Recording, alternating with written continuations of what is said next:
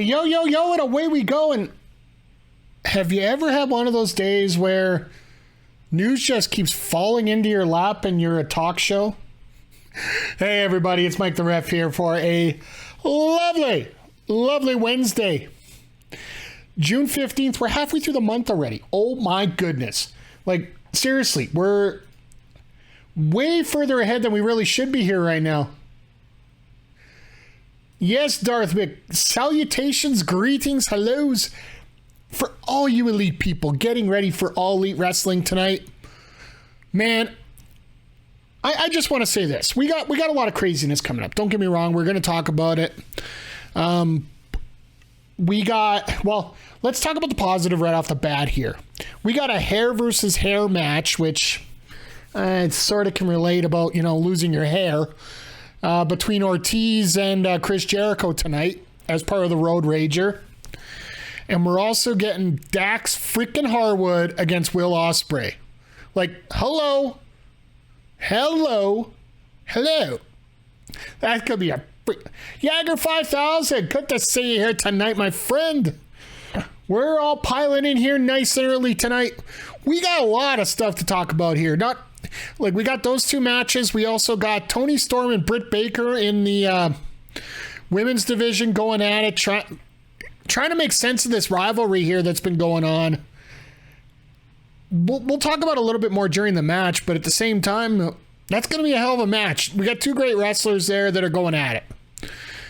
I think we're going at it a little bit too much, but be it as it may, we're going to get some top quality wrestling tonight. And then on top of that, I guess I was going to bring this up last because we got a lot to digest on this one. The ladder match for AEW Tag Team Championships, we got Jurassic Express against the Young Bucks. And unless you've been living under a rock, you know that Jeff Hardy was arrested for DUI and basically has been suspended from the company without pay and is going to rehab apparently. I wish, first of all, before we get into anything about this, I sincerely hope that Jeff Hardy gets whatever help he needs and is able to live a good life. Whether it involved in wrestling or out of wrestling, either way, he deserves to live a good life. But at the same time, if wrestling's going to keep causing him to do these actions, because he apparently in the report he said he is a bit of a lightweight when it comes to drinking, so maybe he just shouldn't drink. Maybe it's just me. Maybe I don't know. Just throwing it out there. But obviously the Hardys got removed from this match. They didn't substitute anybody for Jeff to team with Matt here. They're just going to make it a one-on-one ladder match. I got a feeling this is going to be a good match, but very cut and dry that the Young Bucks are going to win this one. There's not going to be much of a surprise in this one. Well, I hope there's something special going on with it, but didn't he have he had I think two different samples at a 293 and a 278 or something like that. Two huge numbers, basically four times the legal limit, or between 3 and 4 times the legal limit in Florida. If he was in Colorado, that's almost 6 times the legal limit, I do believe. So either way, I don't care what the excuses are, what the stories are, what the drama is around it. Make sure Jeff Hardy gets the help he needs. Because we don't need to see this again. And if he doesn't get the help that he needs, we don't need to see Jeff Hardy again. Don't get me wrong, he's a tremendous draw. He's from all accounts outside of this, he is a decent guy to be around. But at the same time, I was talking about this with a couple of... I was in another Discord talking about this. And basically it comes down to every promoter has a BS quotient that they have to deal with. How much BS can you put up with to make money with a certain person? that goes for any job, really. Like, it doesn't have to be a DUI thing going on. It doesn't have to be. We all have BS. We're all not the perfect employees. Well, maybe Yager's pretty close to perfect here, but I digress. But when it comes to this, basically it comes down to how much BS are you willing to go through in order to put up with what's going on here. Can you make money off somebody with all the BS you're going to receive out of it? And to me, I don't think Tony Khan's going to get enough return on investment on this. And you can look at something similar over in the Fed here with Jey Uso getting a DUI. Well, that's his major storyline, so he's willing to put up with the BS to continue having him on his show. Sasha and Naomi, the BS of having to deal with not being booked, being upset about not being booked right. I'm sorry, I'm not dealing with your drama. There's the door. Strip you of the titles. We'll move on from there. It's all about BS content. Don't worry, we're getting to the Fed tonight. Because that report that came down this afternoon is, God damn. Yeah, it's all about what kind of BS you're going through here. And how much do you want to tolerate? Now, switch things over to WWE today, and the report that came down this afternoon turns out to be a case of what you think you could do, I could do better to AEW wrestling fans. Vince McMahon reportedly being audited for giving a $3 million bribe, essentially a bribe, hush money, to a lady that he had an affair with. And to me, that's just like, why? It puts a lot of things into perspective to make things. Oh, by the way, I appreciate that 3-0 by the Blue Jays there. It puts into perspective a lot of things that have happened here lately. And I'm just going to throw this out as a wild tangent here because we got about 5 minutes till we're going to get started here on the main show. What if Steph knew about this coming down the pipe and she got out before stuff hit the fan? For me, that to me makes a lot of sense. Stephanie finds out that, Daddy paid off a lady $3 million to keep her quiet about an affair we had. Blackmail money. Yeah, in a public company and Nick Khan going through the files, Steph basically just said, no, I'm out. And good time to see you, game timer out. Yeah, for sure she knew. Like, she got out. Now Nick Khan is basically taking out one McMahon at a time. I could almost see Steph saying, I don't want anything to do with this company for the mere fact that this is just going to be a black mark on our family ending off. And for those that don't wear rose-colored glasses, there's been a history of a lot of creepy things to do with Vince.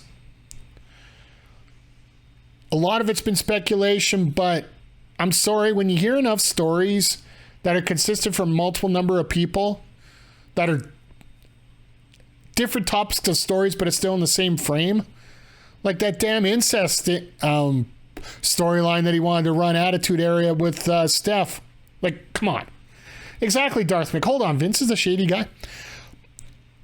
Promoters in general, a lot of them get a black eye, but a lot of it's deserved for the fact that they are shadier than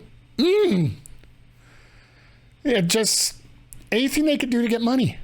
Not to mention, part of me has always wondered how she felt about how they basically demoted her husband. Yeah, like, I think Nick Khan wants to find a way that they can sell this company. And the best way to sell this company is to get the old owners out. I got a feeling that a lot of these companies were willing to buy WWE, and it's just starting to become more apparent more and more here. A lot of companies were willing to buy WWE, but they weren't willing to buy WWE from the McMahons. Now, eventually, the McMahons are going to get their money because that's just the way it's going to be here. And I'm speaking way ahead of the term right now. But what's Nick's MO? Speaking of shady AF people, he might be a chief financial officer in this situation here. Just based on what happened when he came in to what's going on. The main role of a chief financial officer is to get a product as suitable as possible to obtain as much money as possible for the people that he's hired from. Now, let me break that down into a lot of speculative terms and a lot of easier ways to put this. How many ways can they trim the fat to sell it off to make the current stockholders as much money as possible? So you cut your staff, you get rid of the old owners that are probably making your biggest income out of the whole thing, which obviously, if you can find a way to get Vince out of there basically as a buyout, rather than having him in there keeping his corporate profits, it's going to be a lot easier to sell that product off to somebody else. But Nick was hired by Vince. Here's the thing. Vince is in a position now where he's getting up in age, and I guarantee you, people need to realize one thing about this. Sorry, I got to get my channel changed here. I was watching the Blue Jays spank the Orioles here right now. I got to get it over to Dynamite here, which will be up in about 1 minute. The part that makes sense to me is the fact that Vince got basically pushed into to getting a CFO.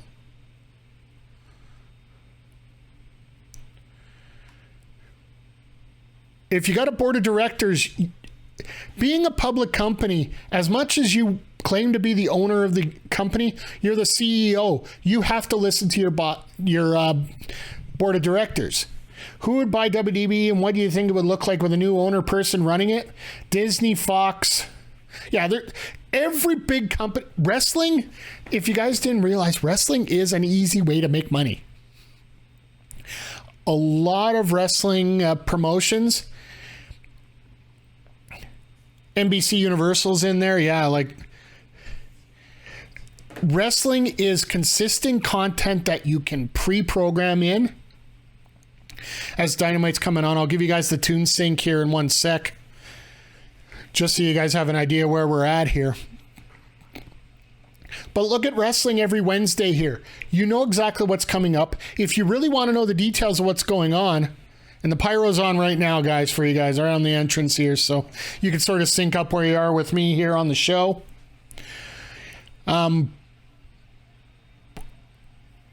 It's consistent programming that you can know what's going on before we start. And you don't have to worry about, is it going to go into overtime? Is it going to be something? Is something going to come up that you're not going to expect? There's always the chance of being ad lib and whatnot out of this, but for the majority of it, it's very easy programming to put on your TV, as long as you can control the participants a lot more. So networks love live weekly content. Wrestling is relatively cheap as opposed to others. Well, absolutely. Why do you think Anthem bought Impact? Because Anthem bought Impact because it was cheap to pick up, and they could film it once every 4 weeks.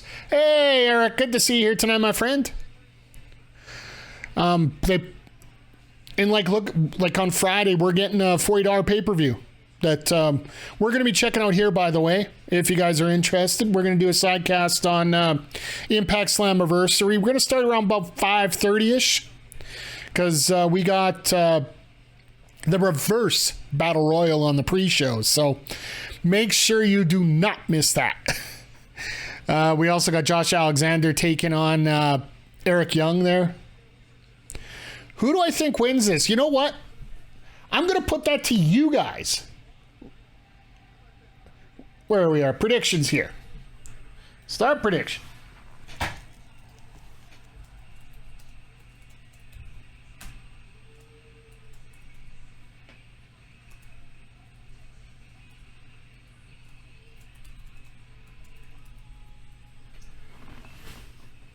And I'm going to throw this for 5 minutes here for you guys.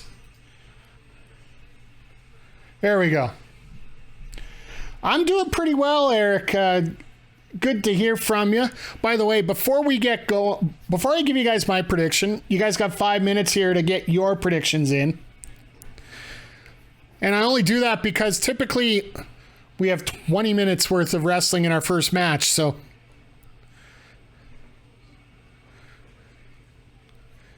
Interesting that Ortiz came out by himself versus without Santana, without any other kind of backup. Eddie Kingston. That might lead to some of this, but maybe they'll show up later. Sorry, guys. I'm going to have to go shut a door here for a second.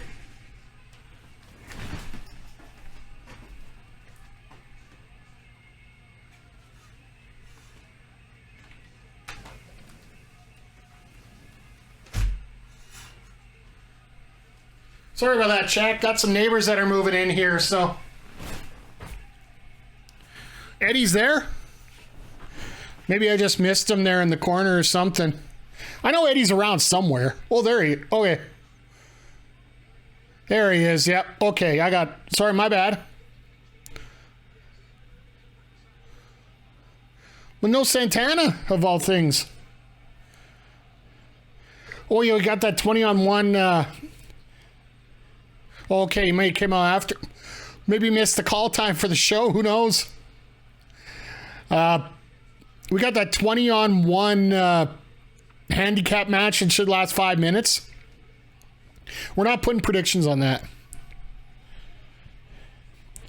Good news for me is to switch my VPN. Now AEW Plus isn't blocked anymore. I reactivated my subscription. And not I get AEW contact back. I give AEW my money. It's a win-win. There you go. I'm glad you're back into it here, Jaeger. I'm just lucky TSN has it for us here right now. I know that, damn, I had Security Guard 17 winning the 20-on-1. I'd almost be tempted. Hey, Zodiac, good to see you here. Oh, that hurt. That powerbomb hurt. That barber looks like Adam Cole with with his extra nerd glasses on. I'm almost tempted to put like dead man headbutt. I'm almost tempted to put a poll up about that, but we all know Wardlow's winning. I think that's pretty obvious here tonight.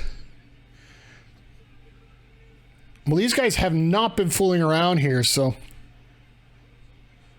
there's a hell of a lot of money here on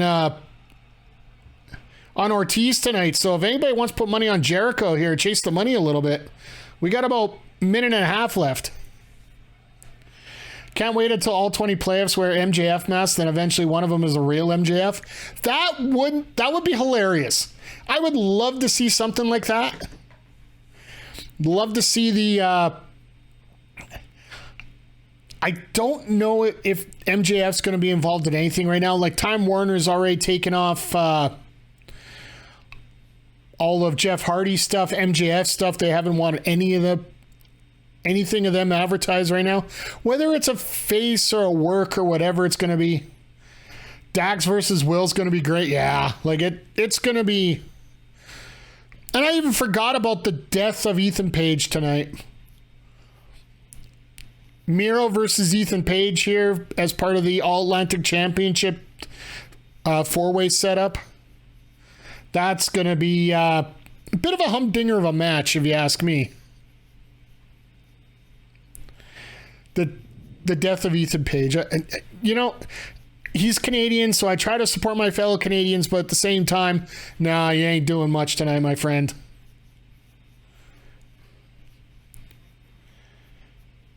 All right, just about 10 seconds to get in here, guys, so just pop in when you can. Get your channel points in, and then you should be done by the time I say that. All right, yeah, I could see Jericho trying to go for the crew cut at this point, but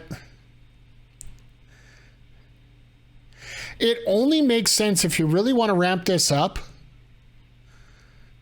to get Ortiz the one to be in the chair, right?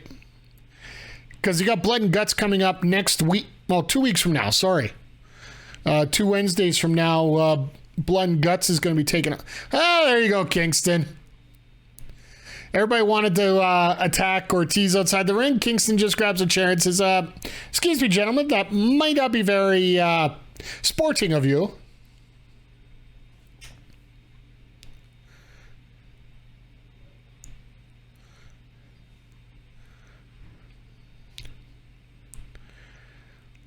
Gotta admit, for Jericho being the age that he is, still being able to keep up the way he is, it is pretty admirable.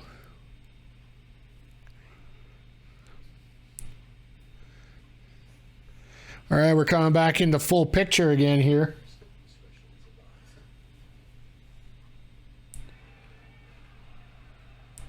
Sorry, just quickly checking the old Twitch stream and all that.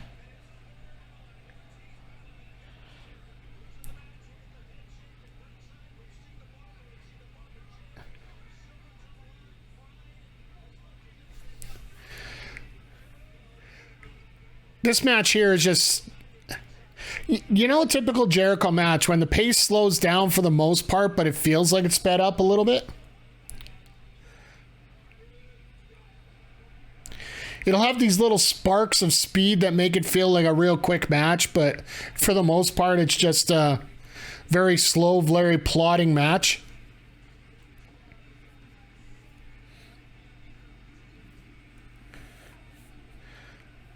And of course, they got Animal Kingdom, but we got better action here after. Just a reminder, after we're done here tonight with Dynamite, stick around because we got the show YEG MLB The Show back in the Twitch stream as I'm taking on Warren Barris and the Edmonton Trappas. I will warn you guys ahead of time here. The audio might have some problems with talking to Warren here just because... Oh, geez. Tower of London. Surprised Jericho didn't just lay out his leg a little further. Look at it, it's a little close to the corner there.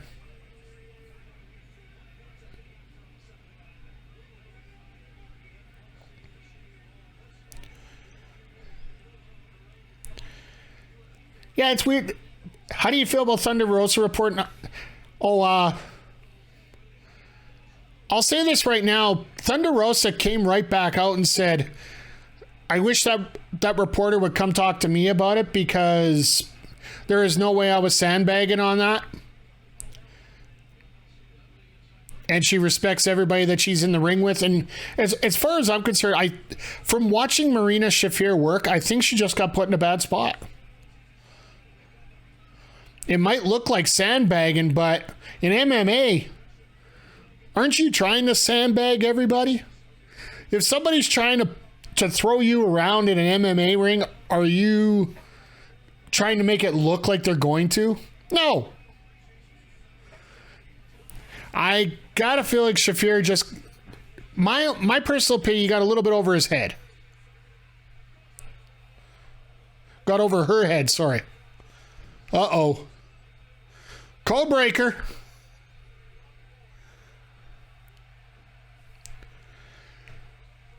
And the fact that Ivelisse and, Marina Shafir and Britt Baker both liked the tweet that was put out about it. Think about it. One of the opponents complaining about that she's losing, and Britt Baker's a heel through and through. And Thunder Rosa's her arch enemy. So as far as I'm concerned, was absolute... That's absolute work right there.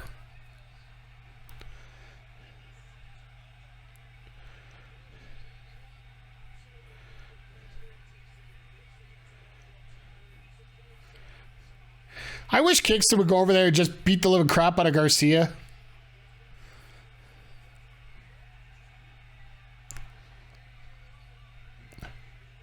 Oh, yeah, here we go. Here's a brawl. This is how you throw everybody out, and Floyd gets it put into play. Oh, here comes the cavalry finally. Where the hell were you guys before?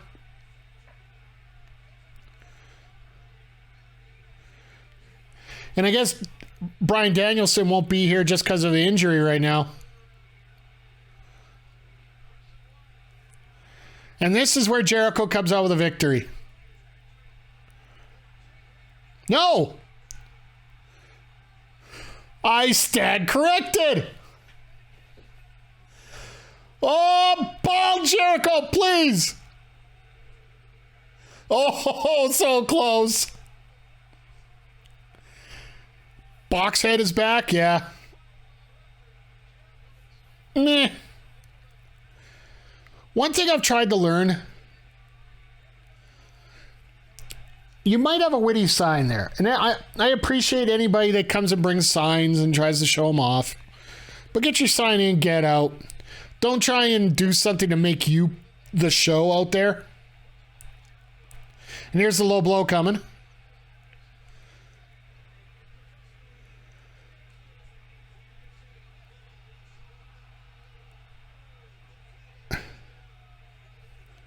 Fuego?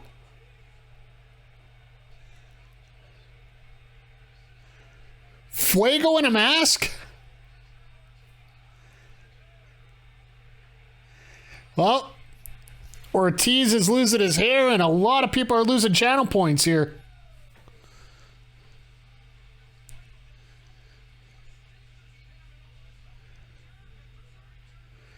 Fuego just made himself relevant, okay. For months, he's been fighting with the House of Black, and now this?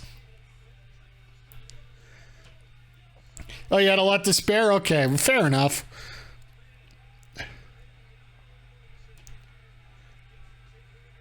That looks like Sammy. Hold on, that is Sammy. That is Sammy. Yep. Always bet on the Wizard. Well, you wanted a heel turn. There's your heel turn. Let's cut the BS. There's your heel turn right there.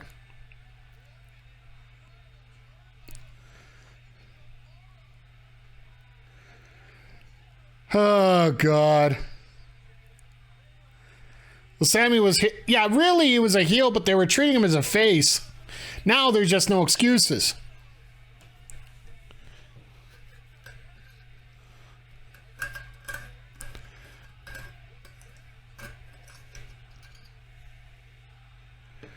And we got the good stuff. It is actually good stuff.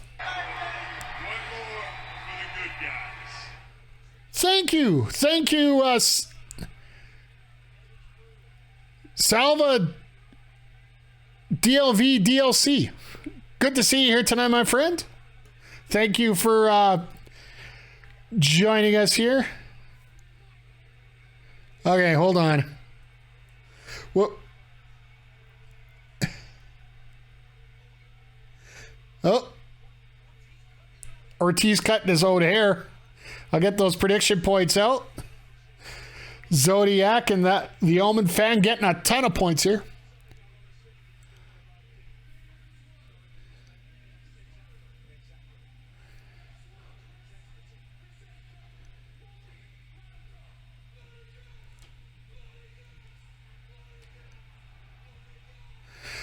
All right. Well, Ortiz has just completely lost his mind.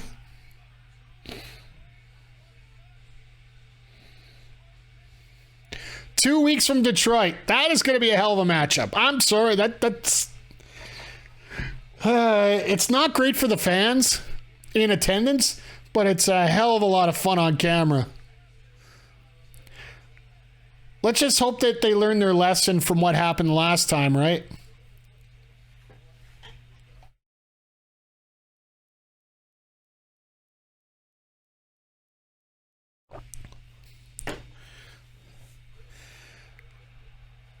are we actually doing like a people's court thing for this?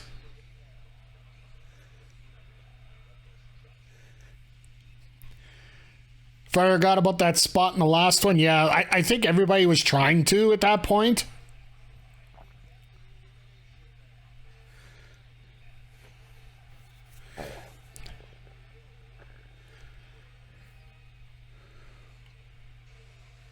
All right. Got to go run for a bit. All right. Well, thanks for the lurk, Art. I do appreciate it. Yeah, I'm sure we'll be back to see you here around 8 o'clock.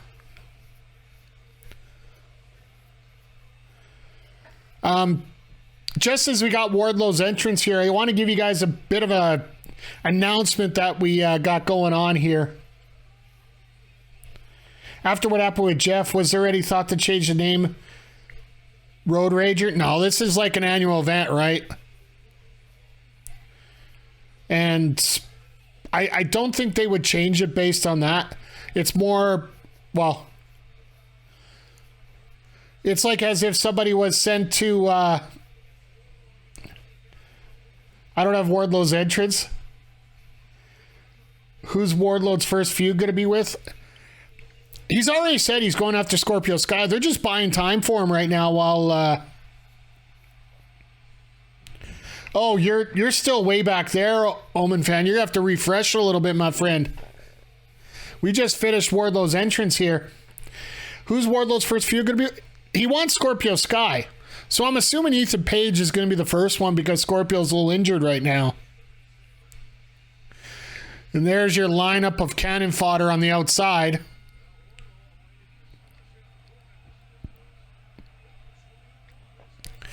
Oh yeah, this is going to be great for TV. This reminds me of the first Survivor Series tag team match.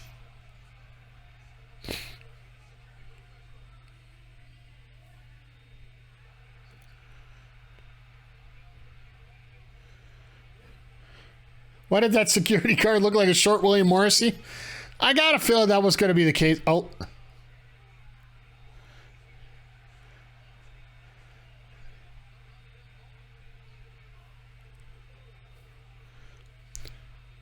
So is this like...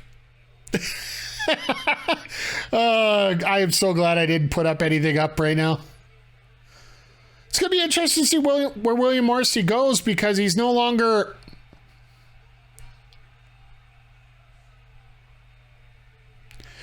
He's no longer signed with Impact Wrestling.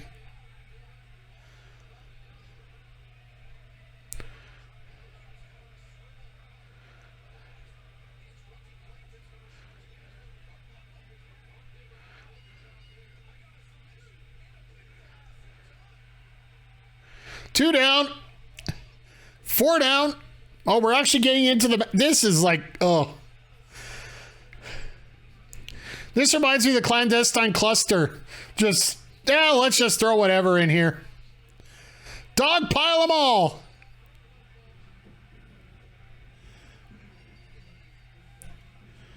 I think maybe WWE, since you know their top faces is out and their top heels never shows up.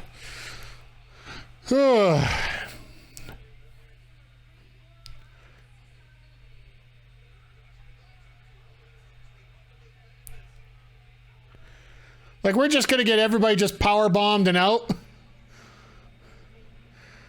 I'd love somebody to come out and say, this is our indie fed. We just got destroyed by one wrestler.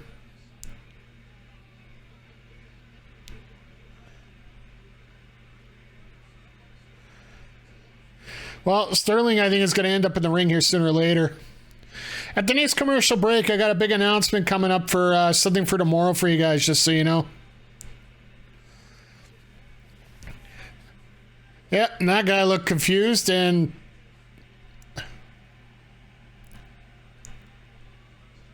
Man, that guy sandbagged. That is a sandbag right there. When you land on your tailbone like that, just piles them all up.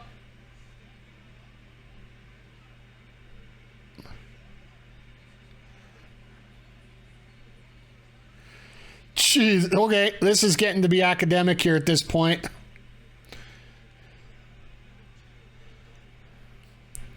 Come on, number 17.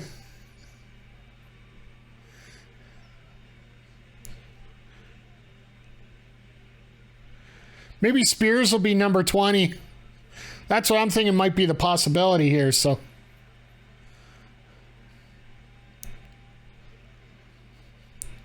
see, if I was one of these security guards, I'd be bringing in a taser. Just use the taser on him and let the other guys take the flak while you start saying that. Oh, here we go. Just drop him on all of them. Nope. Yeah, he did. That's gotta hurt. Uh-oh. Please don't come off the top.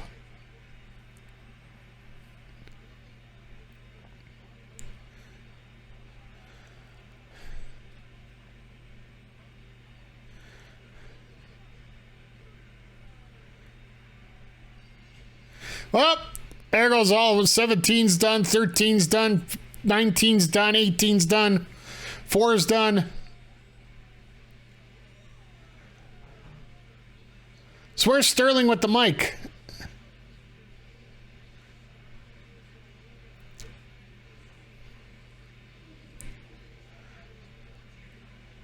Ah, here we go. Sterling gets thrown in the ring. He's already been beat up by Hook.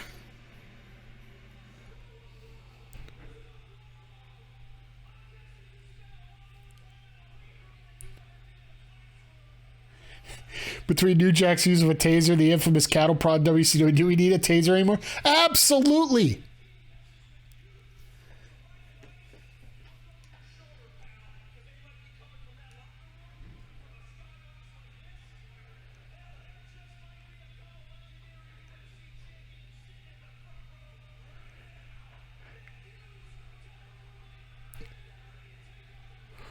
Alrighty. Matt Hughes just standing there all nice and polite, and then what is Hughes doing?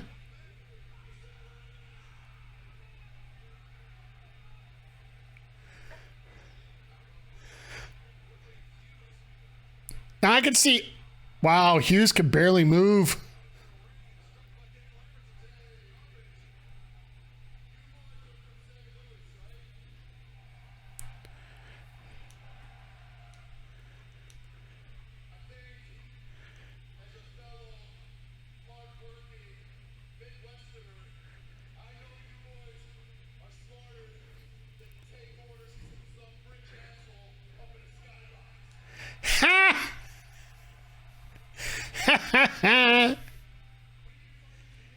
Yeah, Hughes can barely walk right now, so I got a feeling he ain't doing nothing.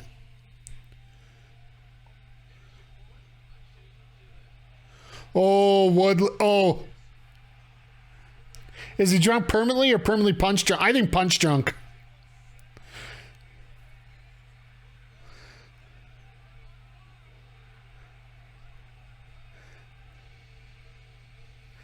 Well, Woodley was smart. And honestly, Hughes just... he looks like he's happy to be there. Yeah, like, look at him. He can barely move. Wow. Tony. I get it, but good. You're not showing him moving. But that just... sorry, that gave me a little bit of the creeps.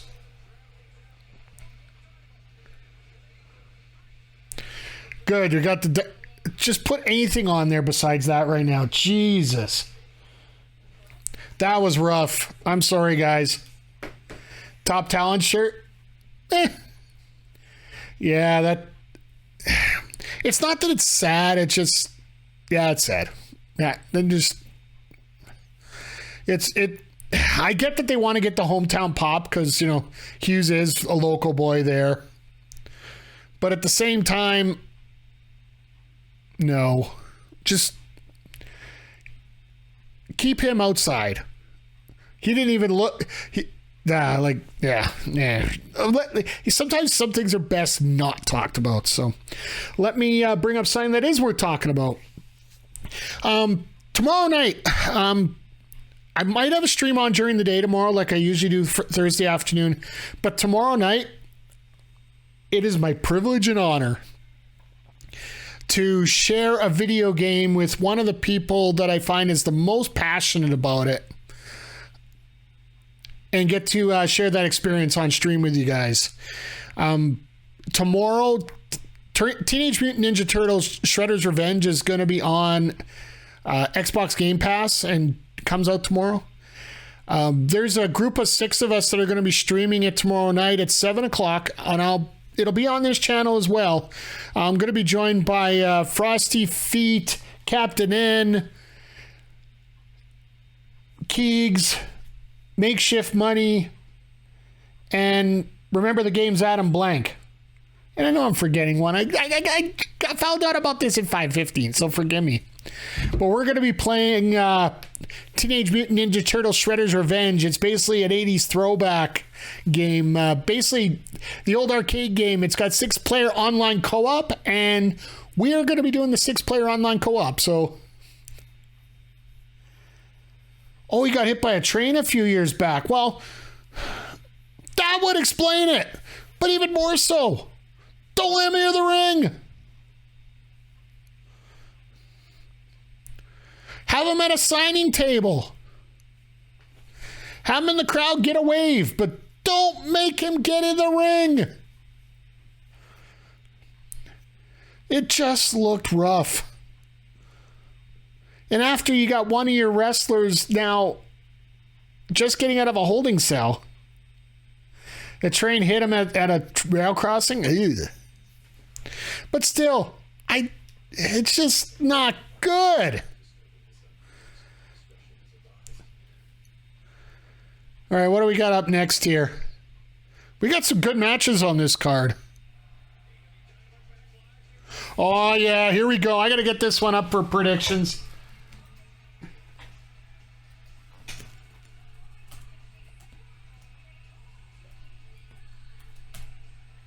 Dax Harwood taking on Will Osprey.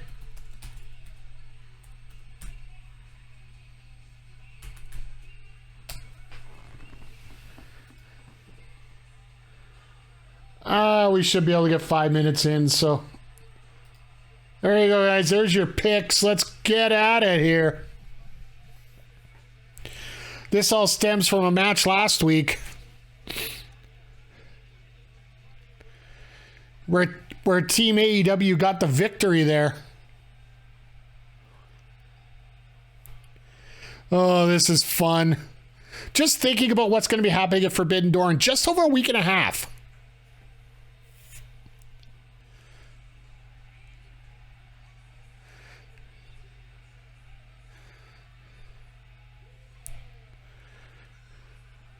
And he's still coming out with the Rev Pro Championship.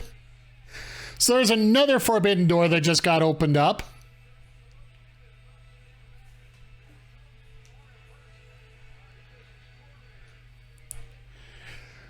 Yeah, I was watching the Will Osprey Ricochet match once again here. Just anytime I want to see what some real flippy and dippy is like.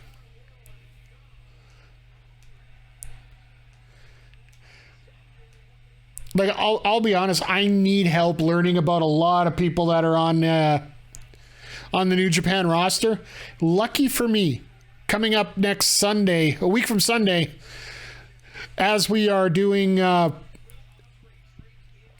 viewing of AEW Forbidden Door from Beercade YEG in Edmonton. We will be doing a pre-show around 4:30 with Andre C. and Melball Collins, who's absolute expert in New Japan, super fan of the best. And if you guys haven't heard her comments over on the Love Wrestling channel previously, she got a lot to say. So I'm going to enjoy this one. I'm just going to sit back, set up the matches, and let them roll.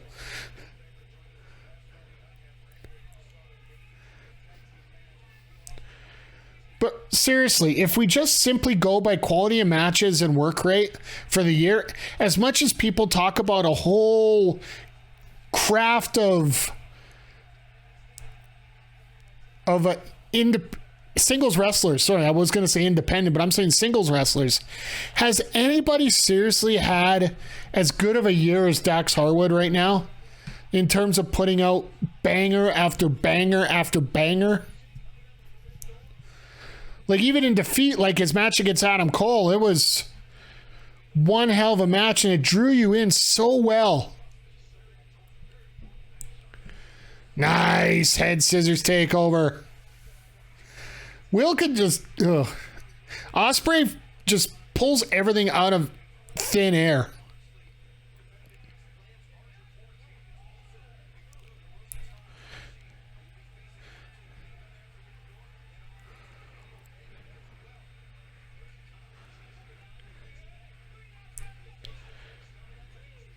And we got Tanahashi and Moxley face-to-face later. Okay, well, we'll see how that goes.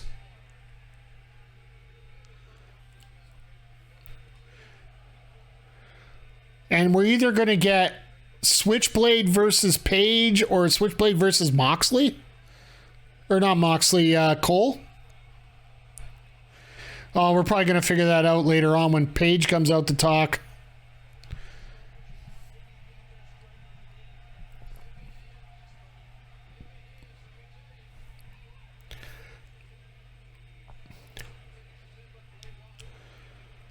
I swear, Jay White versus Adam Cole would be awesome, yeah, but I still think they're going to put Page in that spot.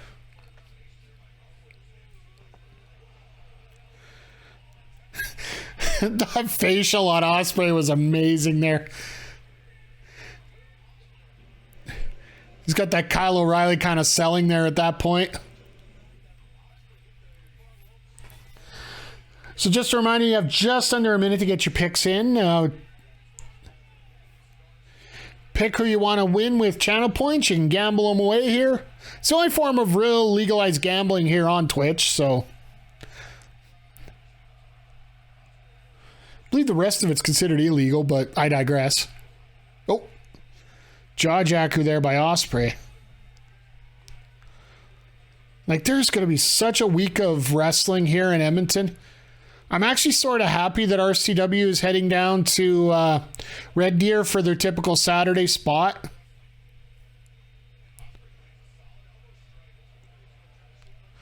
Because we got Top Town Pro Wrestling on the Thursday.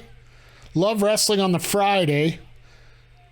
And then Sunday we got the AEW show at Beercade. So it's going to be the most amount of wrestling I'm going to be... Oh my God, no, don't worry. No.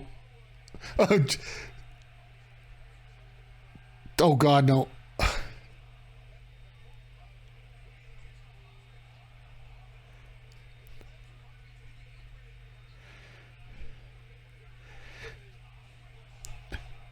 And this... Going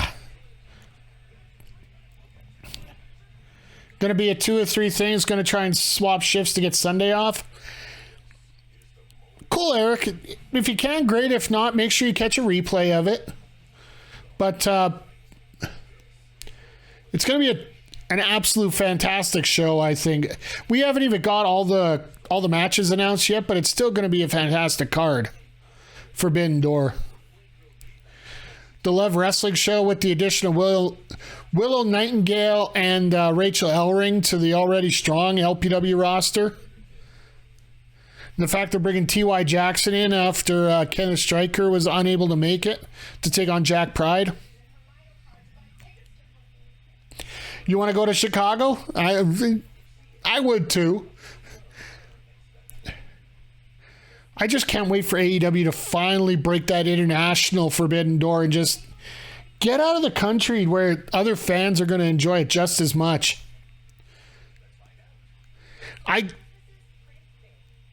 One of the biggest complaints we've had about AEW is the fact that in order to watch Rampage, you got to go on digitally on the TSN channel to watch it legally here in Canada. Getting a set of tapings in Toronto with Dynamite, with Rampage, with Dark, all those 3 of those thrown in there, I can almost guarantee you if there's a positive response there, there might be a little bit extra pressure on TSN to show the product on the apps, on the regular channels.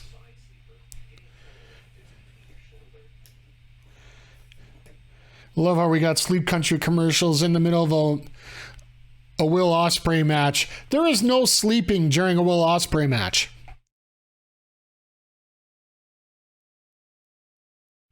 Holy crap. Look at that reversal, guys. Going from a hip toss into an abdominal stretch, just blocking it that way. That's not a counter you usually see.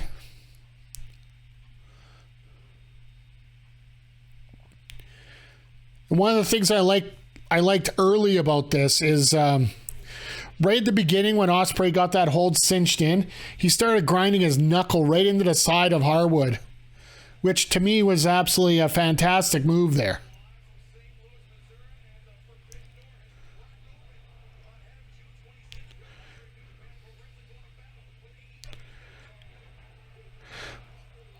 Jesus.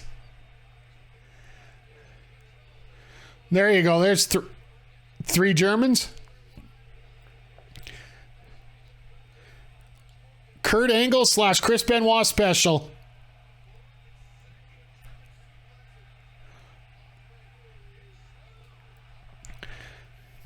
Got 5 out of the way. That's not bad at all. But yeah, Dax Harwood, like, if he doesn't get consideration for Wrestler of the Year this year, it's going to be a damn shame. And that's the thing about AEW. You got so many wrestlers that you can pick for so many great positions there.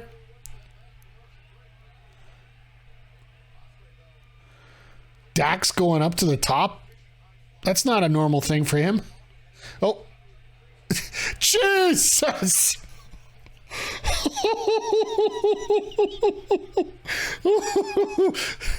That's a Lesnar type throw there.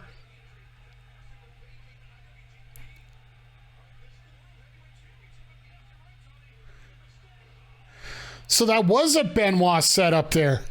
The multiple Germans into the Air Canada. Jesus. Springboard 450. And it almost looked like it was too easy for him to do.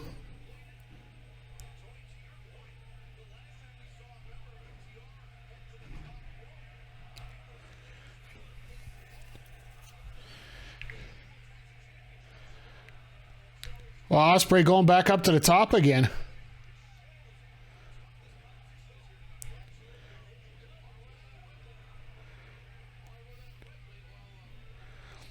I love how they can tell the little stories about them going up to the top rope and whatnot and it never working.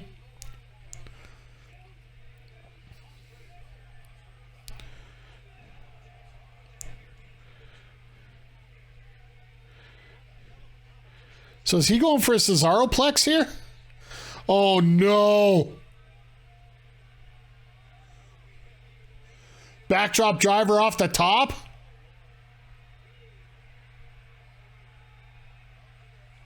Oh, reversal.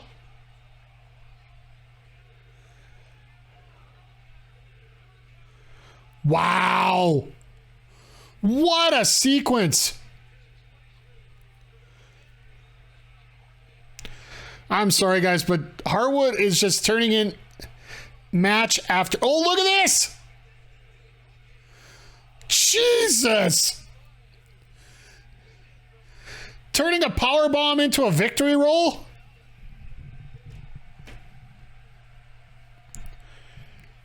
Hot damn, this crowd better appreciate this.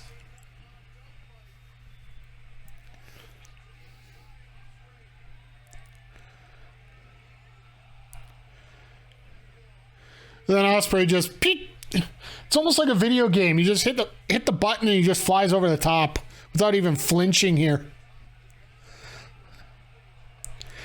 I was so tempted tonight, guys, to set up the retro graphics like this for the stream tonight, but just didn't have time to get things put together properly.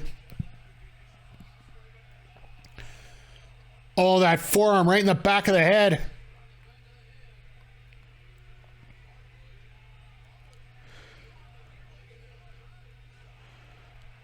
Two and 19/20. Told my friend Brian this could be the match. I got a feeling it will be. 4 days ago, if you would have asked me, I would have said the ladder match probably will be, but after what happened with Hardy there, I got a feeling that ladder match is going to be quite a bit neutered.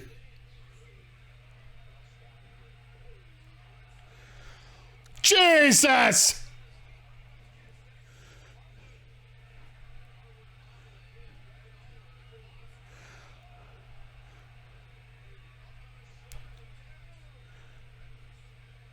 No way. There it is. Jesus! My God! Folded up like a damn accordion there on that power bomb. My God! It's almost like Osprey tucked himself on that. Watch this again on the replay. God! Osprey went down faster than Harwood sent him. You can see that impact on the shoulders. Oh my God.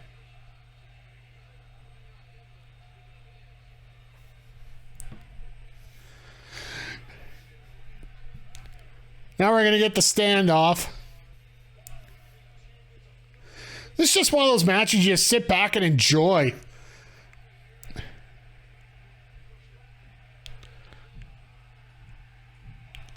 Nice.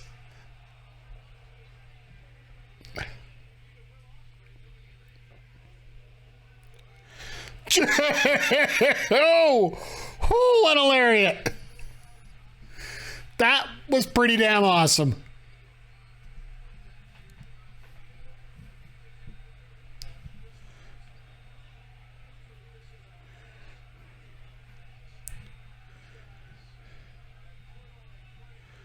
Oh, reversal. Oh, my God.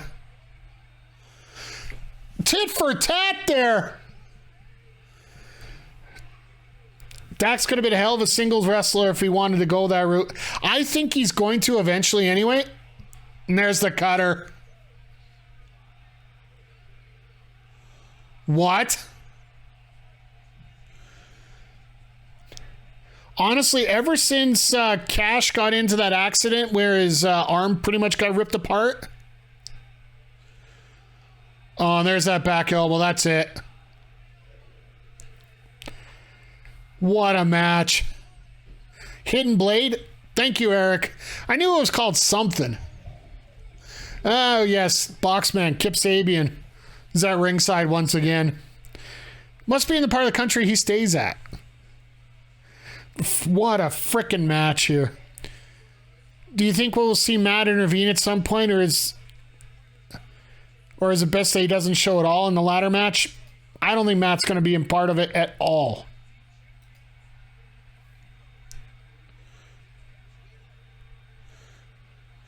All right. Let me get these points out while we're...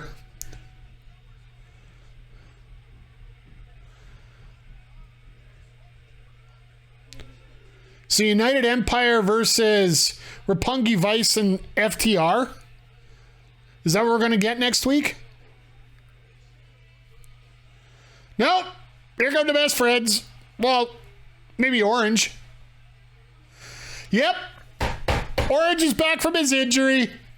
Here we go.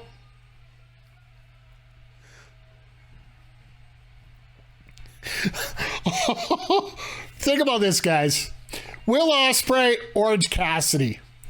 The epitome of movement versus the epitome of not movement.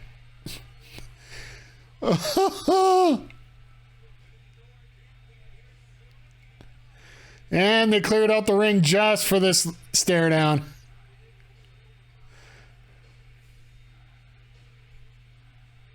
Well, the crowd missed them.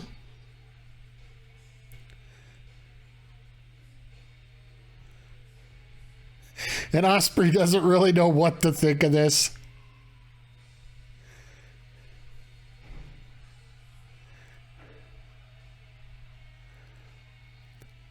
I think we might get a 10-man tag out of this, but that's just me. Yep. Now that the numbers aren't in Will Osprey's favor, of course he gets out.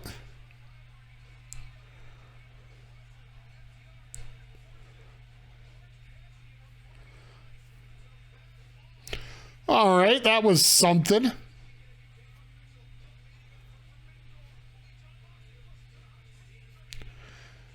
All right, Tanahashi versus Moxley. That's going to be a...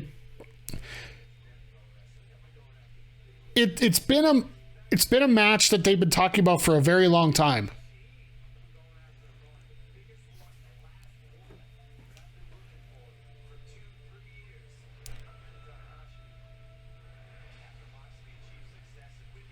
Nice.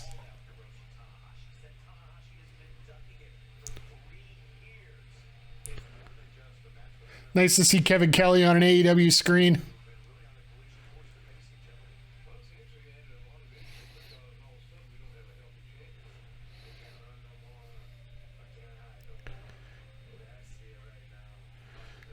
I love how we have guys like Kyle O'Reilly, guys like Dax Harwood right now.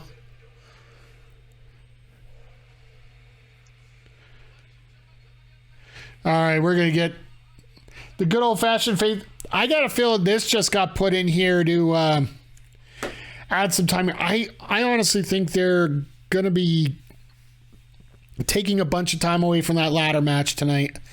I just don't see it being... I don't see that match going long, guys. Like, I don't know about you. Maybe you guys have a different idea about it, but that match, I got a feeling that it's not... Like, the Bucks have to take that, right? Like, I can't see Jurassic Express keeping this championship after this matchup. Because then they've pretty much beaten everybody in the tag division. Except for the Hardys, which you ain't going to see for a very long time. So, they might start booking themselves into a corner if they end up keeping these tag titles here after this matchup. Because, like I said, there are other teams involved. Like, there's the FTR that could go get them. But they got the ROH titles and every other team, they pretty much, whether if they haven't pinned them or Jurassic Express versus Bullet Club, yeah, that's it. Like, you could go with an outside factor here, but it's going to be interesting to see who they can come up with as future opponents if Jurassic Express retains. Unless the House of Black finally says that they want titles. I'll be frank. The only title I think that New Japan's going to be holding here at all for a little while is the AEW World Championship, the men's one. I think Tanahashi's going to be taking this. Merely for the fact that they do not want Jon Moxley to be the guy that's the first two-time champion. I think they're going to try and save that for Kenny Omega when he comes back. Lucha Bros are always back and forth as it is. The Lucha Brothers could end up dropping to someone else like Team Taz. Lucha Brothers are always an option, but I don't know. I just don't see them. Like, right now, they're still feuding with House of Black, so how's that going to work out? And like, we got Malachi and Penta as the third semifinal for the All Atlantic Championship coming up. I think it's probably going to be next week, if not Friday. That's going to be an absolutely insane match itself.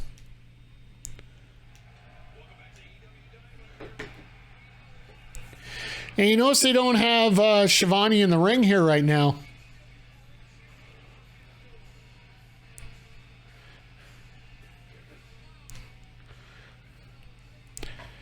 Yeah, here comes Ricky Vaughn out of the bullpen.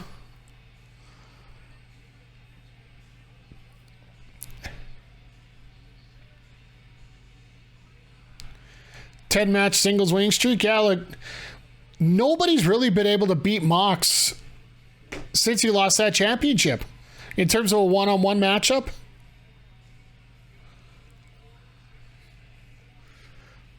,90% of his matches have been tag team matches, six-person matches. Let the music play through the showdown. That will show everyone. Don't get me started on that.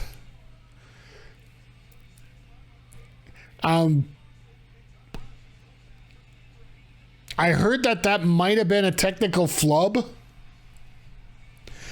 But as far as I'm concerned, having that particular song going on during a beat-up session, like having your crowd yell "Wild Thing, You Make My Heart Sing" while everybody's bleeding outside the ring.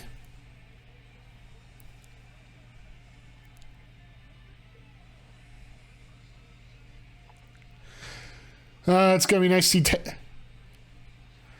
Jericho said that it was his idea to add chaos to the match. All right. But either way, like, I've seen it happen at local shows where they tried to do that. There was a local RCW four-way street fight. The crowd loved it and booed heavily when it stopped. I don't know. Maybe I'm old. Maybe I'm fussy. I also get heat on him when the arena... Oh, yeah, when he hit the apparent sound box to get rid of the music. Okay, fair enough. So are they actually going to say anything, or are they just going to stand and stare at each other?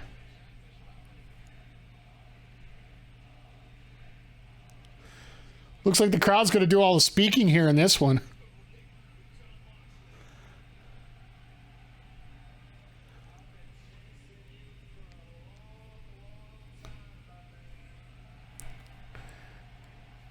So does Tanahashi got English or no?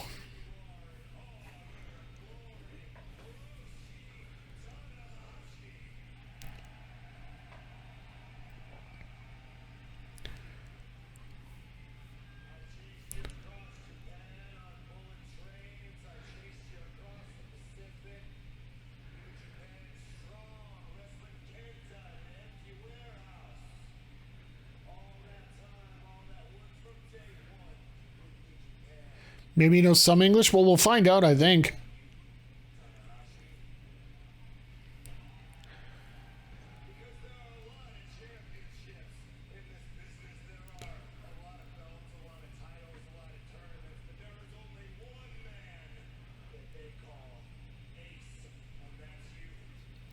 Wait, what about John Laurinaitis?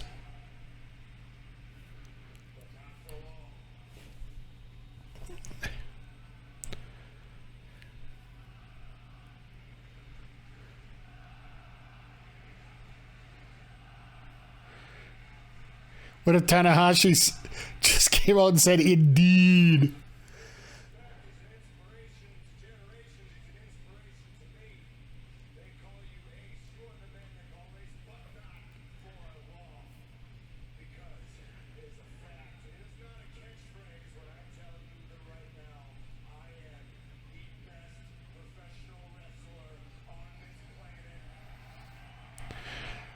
You know, in many ways, Moxley stands up on his promo here. He is one of the best in the planet.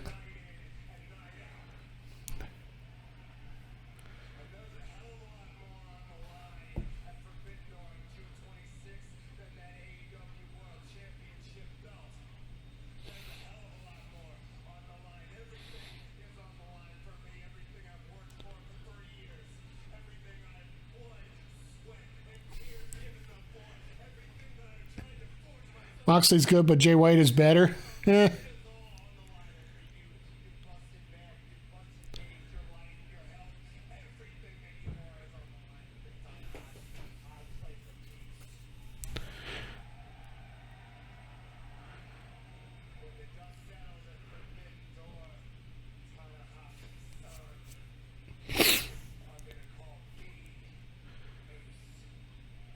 Ooh.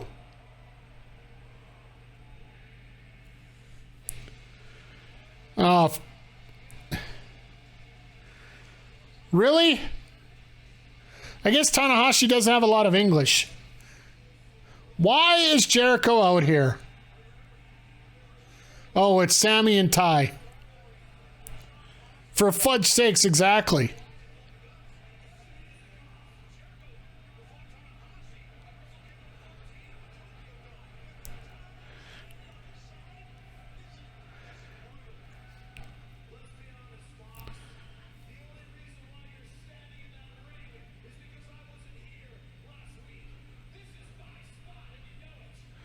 Oh, God.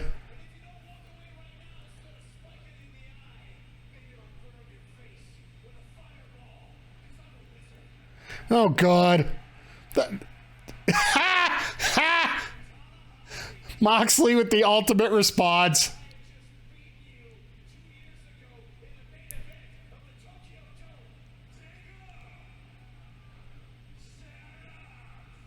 Thank you. As much limited English as you may have, that's what I want to hear.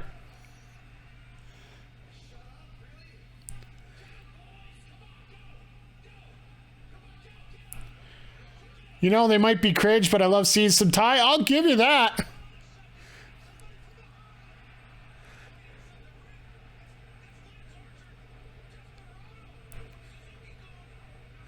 So Suzuki-gun's now out taking out... Oh, God. El Desperado?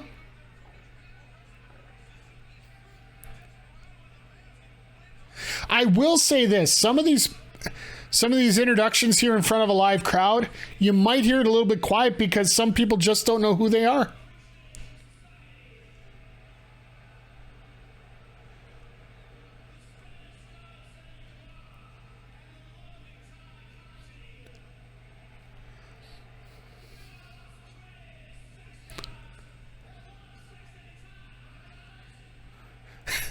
The Trey sex gods that will have sex anytime. Great. So we got a beat up on one side. We got a make out session in the middle.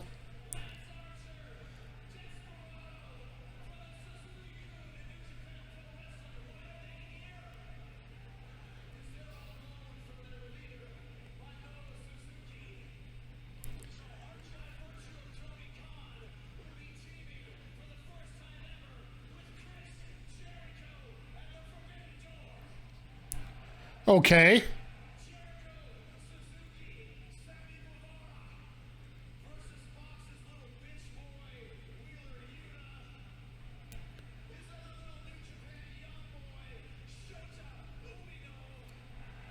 Okay.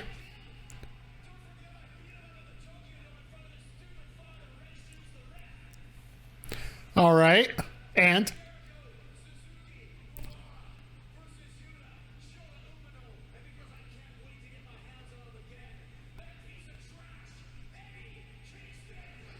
Alrighty. You know, I'm over the forbidden door.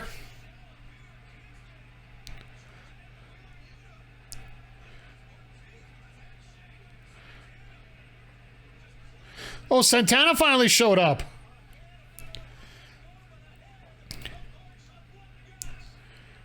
You know, Zodiac, I'll talk about that in one sec here just because there's a Death Rider. Oh. Tanahashi Sling Blade.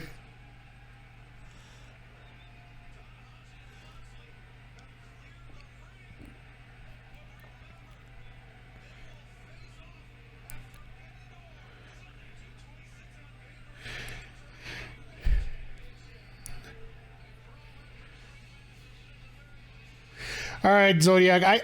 You know what?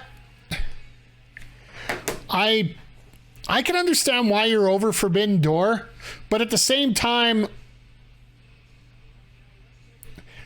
it's a lot. Yeah, exactly. Art summed it up perfectly. You didn't have to do all this to set up that one match. Oh, dead Darby here.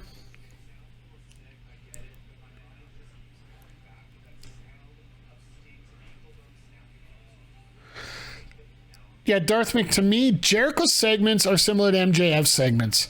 They could turn out really good, but they're just dragged out a little bit too long compared to what they should be. And Jericho has a way of overbooking everything. I think we all know that.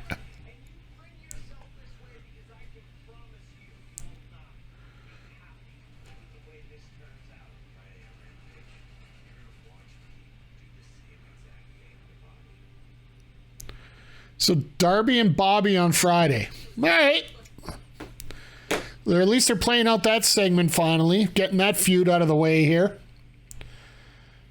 But yeah, have you ever noticed with Jericho that he'll find a way to disguise work rate by putting up extra, whether it be a promo, whether it be hell, we were talking about it, Anarchy in the Arena. It could have been just a brawl that, he doesn't have to do a lot in, or he has to try and get a lot more in to get over with the crowd. But even taking out the music, that saved them like 5 minutes worth of headache, right? So, yeah, as far as I'm concerned, like, the match is going to be like, I'm getting paid to show the show, so I'm going to be watching it. He's the example of saying 100 words when 10 will do. And that's something I have a bad habit of myself, Darth Mick. So I completely agree with you. I feel that Jericho has a way of extending time too, right? So this was we started that segment about 6 minutes to the hour. It's 4 minutes to go, about 3 minutes out. It's a 10-minute segment, roughly. Let's go with that. Where this could have been a 5-minute segment with two separate people. Because let's face it, that segment was supposed to be hyping up Tanahashi Moxley, which realistically could have been a promo segment all its own, but I digress.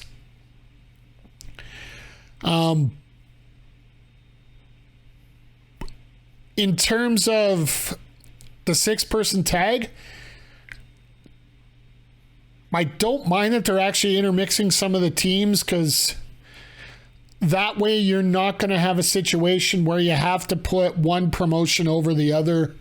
And there's going to be no argument about it, right? Because certain people, then it's going to be certain teams that are going to be, I'm sure the booking's going to balance out somehow, that both promotions are going to get plenty of wins here. But then there's matches like this where you don't even have to worry about it. Because you got Wheeler Yuta and Kingston on one side, Jericho and Archer on the other. You're not going to have to worry about an AEW guy going over, or an AEW guys putting over New Japan guys, because they're going to be doing the same to both. In many ways, this will be a glorified house show, but for the amount of significance, like, there are some times that some of these events are all about historical significance. And I feel this Forbidden Door is going to be more about historical significance than the actual show itself. Like the exact matches here.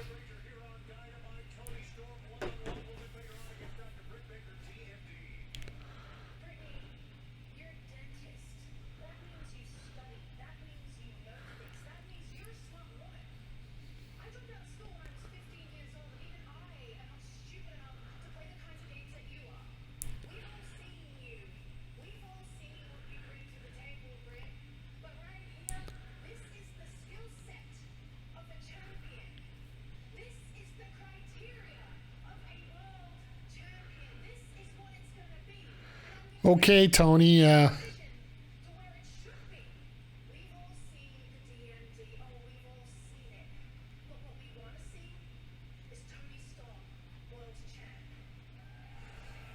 right. All right. I'll see if anybody wants to be a betting person on this one. This one might be a little rough.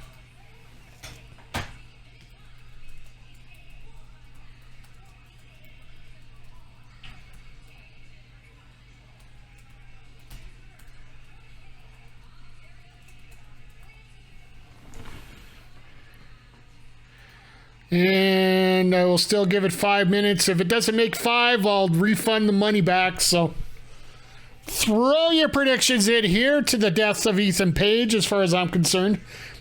I think it's pretty much unanimous, but some people might want to chase the money on this. Just throwing it out there in case anybody, might consider it. But I'm pretty sure Vegas puts heavy odds on Miro on this one. I will admit, AEW puts out a nice championship. People complain about the TNT and the TBS championships. When you sponsor a championship belt, it may look ugly. Like the TBS and the TNT, you got to have the TBS or the TNT logo on there. I'm sorry, that's just the way things are.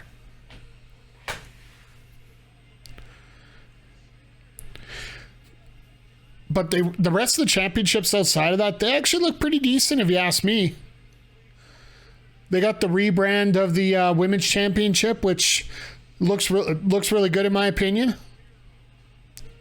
What do you guys think about all the new championship titles? Like, I know we got a thought of way too many championships, and I do have opinions about that too.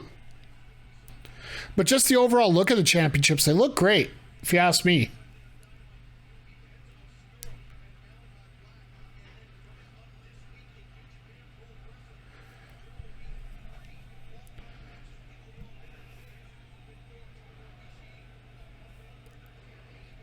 Like, championships look great, cool. Like, what I'm saying here, basically, when it comes to number of championships. Sorry, let me get into that now, since I mentioned it here earlier.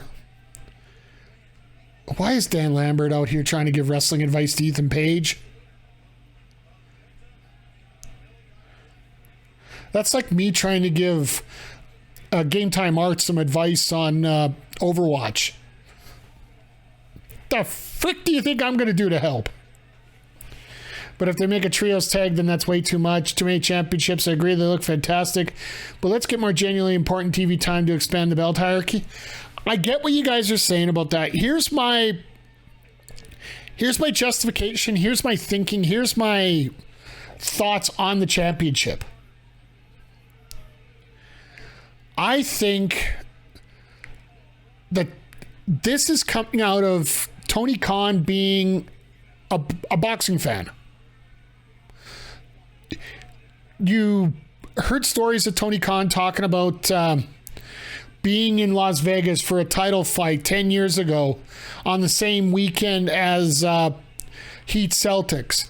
So he wanted to ensure the main event of his show wasn't going to do the same thing that happened at that show, where nobody watched the fight because they were all watching Heat Celtics because there was so much money on that. I don't think Tony Khan is afraid of having too many championships in his promotion.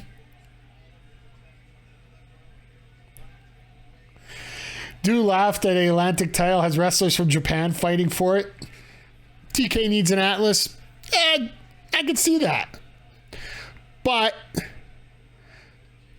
to counter that with New Japan, they do have a British championship that's defended quite regularly on their TV in the Rev Pro Heavyweight Championship that Will Osprey currently has, right? So I think the Atlas needs to be used all across the world. I hate geography-based championships. But ever since the Intercontinental title ended up being a thing, they have to find some fancy name for it. That's the best way to explain it. And the All-Atlantic is it's an homage to all the secondary titles that most of these indie promotions throughout the southeastern U.S. used to have. Because you would always have your mid-Atlantic, your Midwestern, your mid-subterranean, over the bay, down the corridor, up the door championship. So with all those,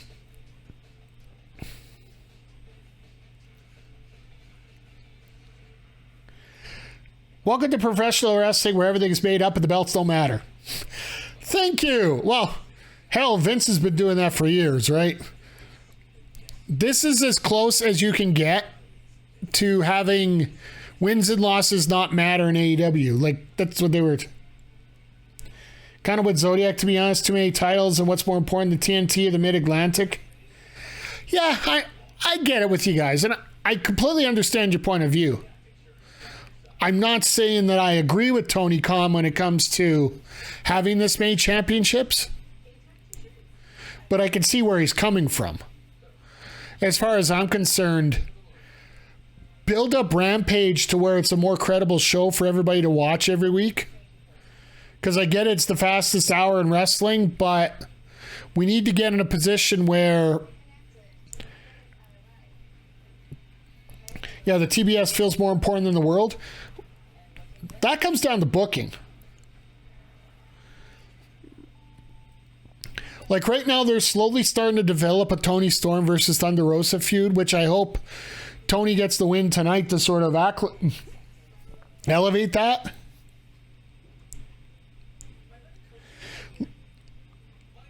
Like, as cool as a trios title would be, that takes away from the tags, just let trios hold the tag team titles. I could get with you with that, and I'm glad that they haven't been introduced. Like, I don't know if you guys saw it last week, but my reaction when they were going to start announcing titles, and all of a sudden it's Mid-Atlantic, I'm like, what? But having a week, bad camera angle on that shoulder tackle. He barely got him.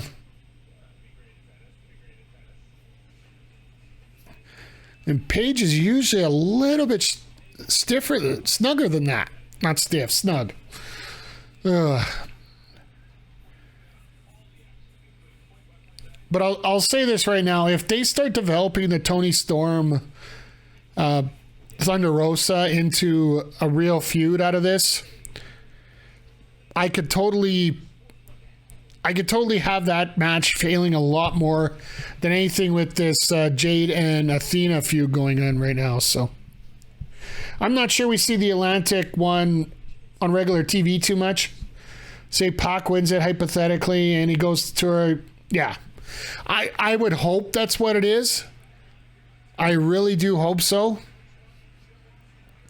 And the best part is they're putting it in a fatal four-way match to determine the winner of the championship. So say Miro wins here tonight, you don't have to have anybody pin Miro to win it.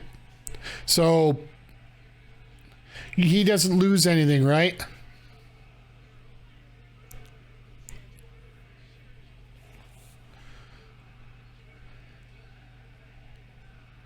But I also go back and look at the Attitude Era as well. You had the Intercontinental Championship. You also had the European Championship, the Light Heavyweight Championship, the Tag Championship.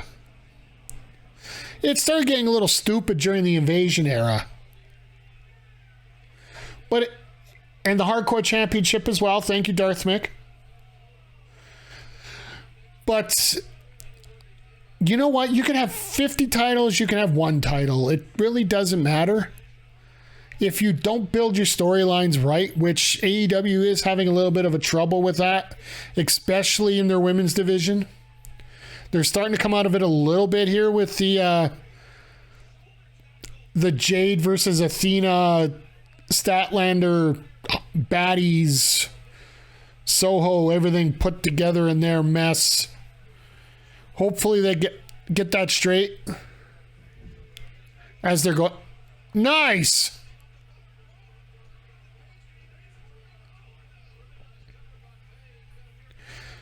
Nice cutter by Paige there. But it doesn't matter how many championships you have. If you don't book it properly, they don't mean anything. And right now, the men's heavyweight means something. I'd argue the TBS championship means something. After that, TNT's tough because you got Scorpio Sky who's injured right now. But other than that, the Thunder Rosa, like, don't get me wrong, that was a good match with Serena Deeb, but did anybody really care about it? The tag titles, well, it was a great thing, but yeah, the tag titles can mean something really quick. Like I said, it's all about booking, right? If you can book properly, then because that's one thing I learned, and from my just going back to my indie wrestling experience and talking with promoters. And while I never had any dreams of being a promoter, I definitely had dreams of, making promotions look good and trying to understand all parts of them, right? Well, something I learned from a promoter really quick, your promotion, if it's booked right, doesn't necessarily need a title right away. And that's it. So everybody that put points out keeps them. Congratulations to all of you. Miro needs to be world champ at some point. Absolutely. I agree with you completely.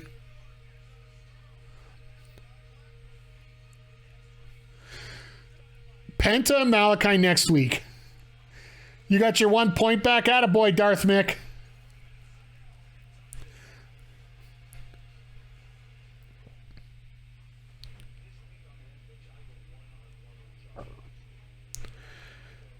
So you got Dante versus Moxley on Friday? I feel so sorry for Dante.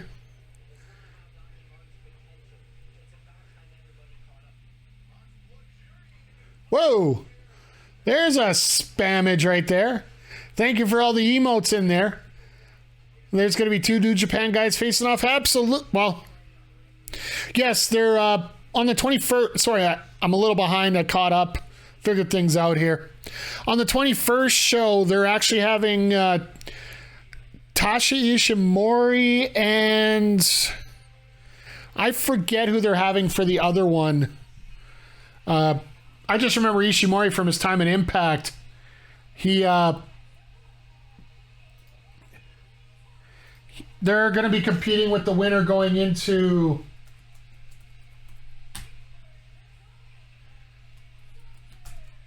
that 4-way coming out at Forbidden Door there. So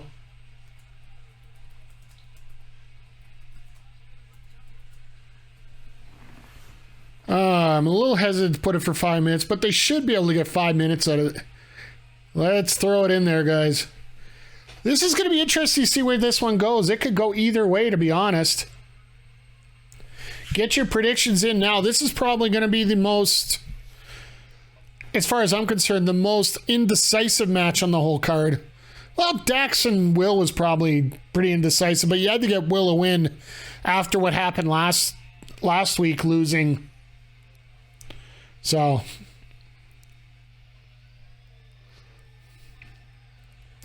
and just remember, folks, if you are subscribed, you have a bunch of AEW emotes available to you in the chat as well. I don't mention this enough. I should be plugging this a lot more. Any subscribers to my Twitch channel, if you go down and check out my merch link there, everything on my merch store, it does have an additional discount on it for Twitch subscribers. It's automatically, you don't have to log anything. You just have to connect your Stream Elements thing to Twitch, just like you would with Amazon Prime, I do believe. So, and I've tried to keep the prices as low as humanly possible on all those things there. Looking to get some Pride stuff added in here, hopefully within the next week here. As we get closer to, oh Jesus, these ladies are going at it.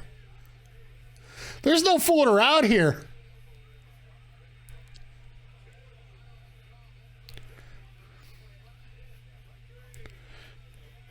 And the fact they're setting up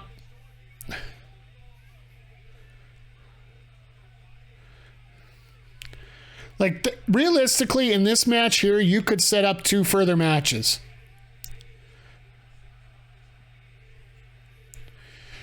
Because Baker slipped. She ended up hitting her knee on the apron instead of her head there.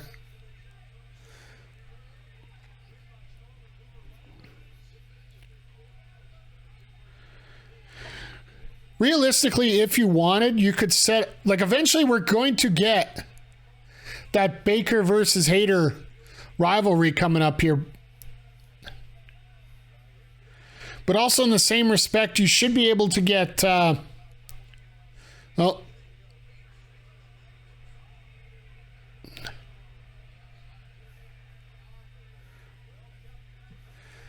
and here's the other feud we're setting up. Thunder Rosa, Tony Storm, the feud out of respect. Well, we got our women's match for next week. Jamie Hayter and Thunder Rosa. I'm almost pretty sure that's how that one's going to set up here coming up.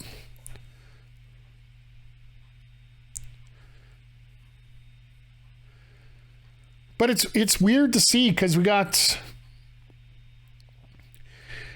Like, how many women can they feel confident about putting on TV right now? It's starting to grow.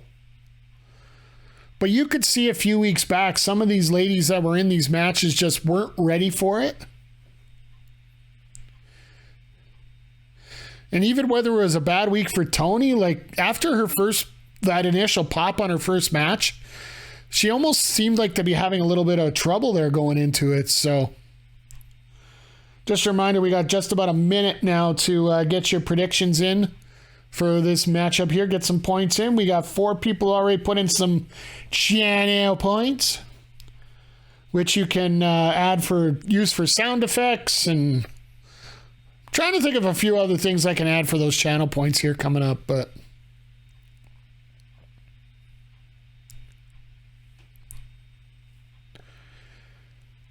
I'm going to take a wild guess that we aren't going to get a women's match at Forbidden Door. Unless they could borrow somebody from Stardom or something. I think it's a little rough that they don't have that, but at the same time, New Japan is New Japan. And the fact that Tony Khan watched on New Japan, that's... In many ways, that's why some of the hesitancy on booking.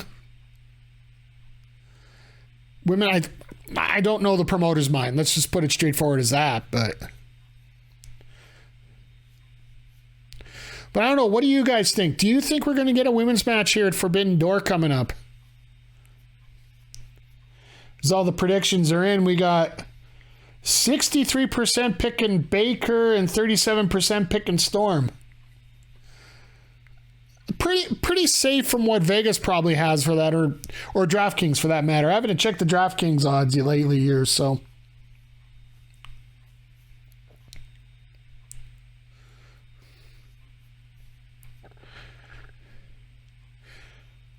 But I will say this.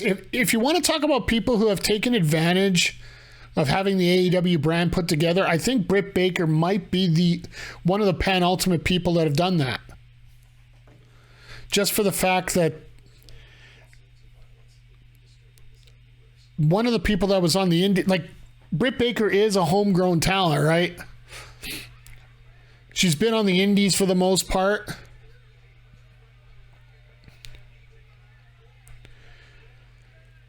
And just developed into, like, she's pretty much a household name. And she'll never be short of dental appointments, that's for sure.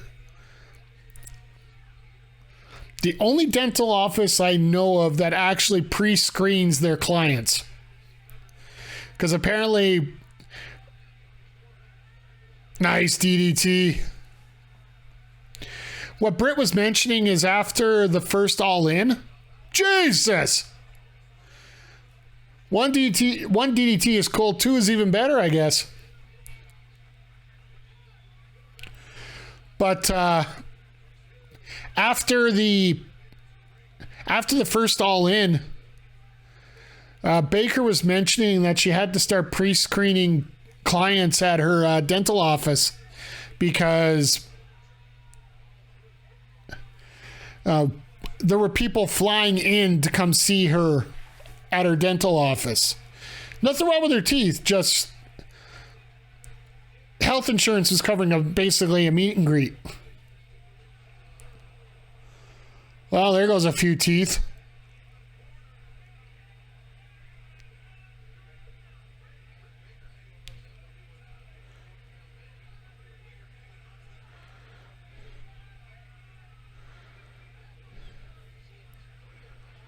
That's a botch, yeah. There is definitely some whiplash involved there.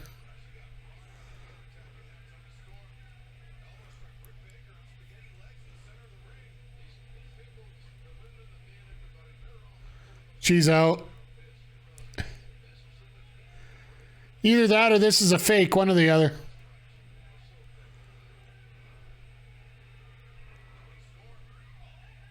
Oh, no, there's a fake. Well, they turned it into something at least.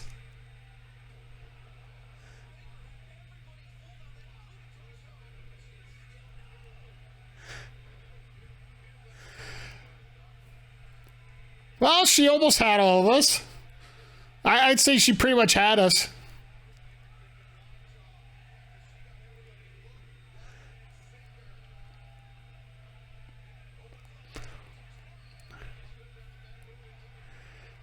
She's sandbagging.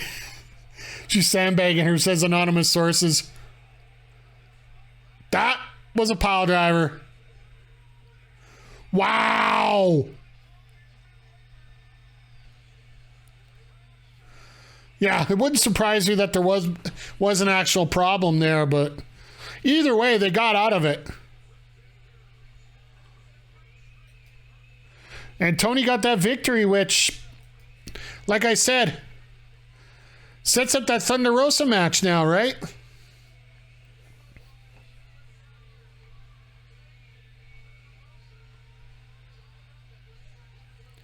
So now we got the face-face matchup coming up here.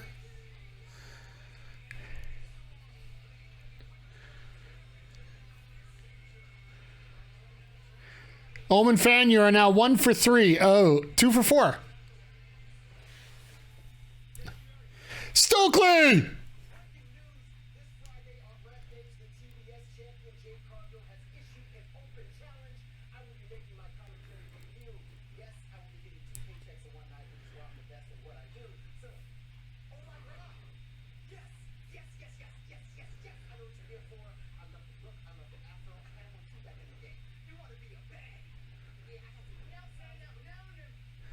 Willow Nightingale.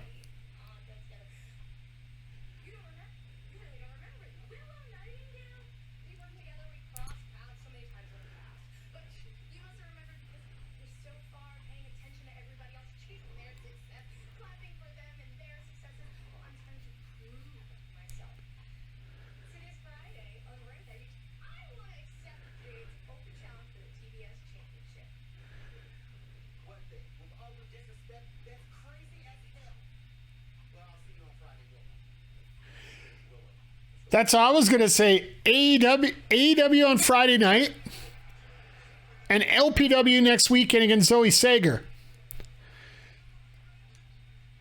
So you know what? I'm just going to put 2 and 3 together and make 6 here. By virtue of association, Zoe Sager deserves to be on Rampage. I'm going to call that again. Forbidden Door opens again.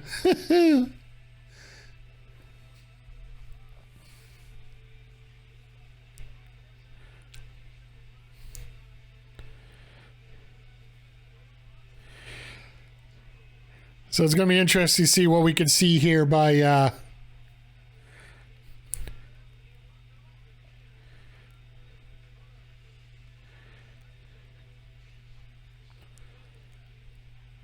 hear what good old Paige has to say.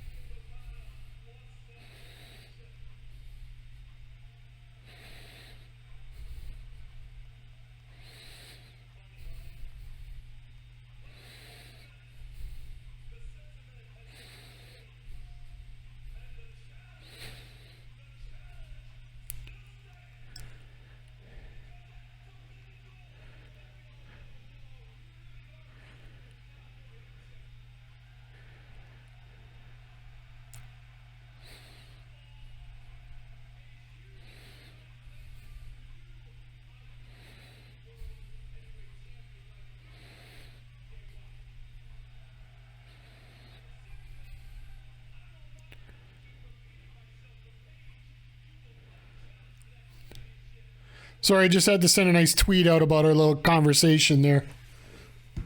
Want to get it out there before anybody else.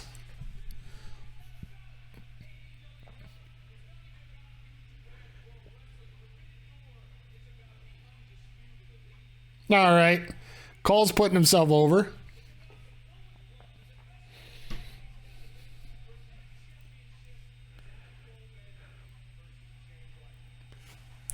Bullet Club versus Bullet Club. I can live with that.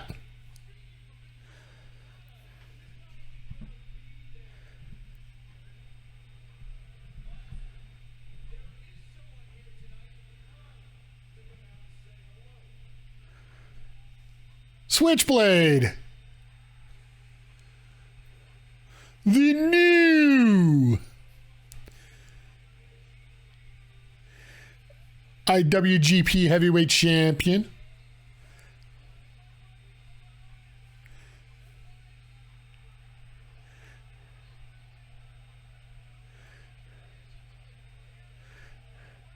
I say, why not have a three-way?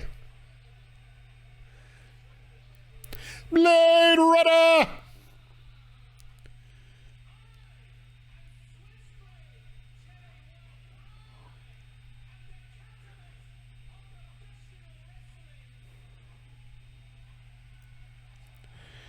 I ask my wife that all the time.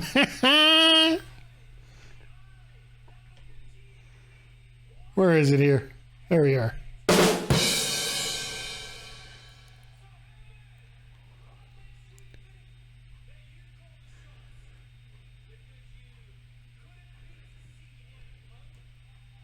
Ha!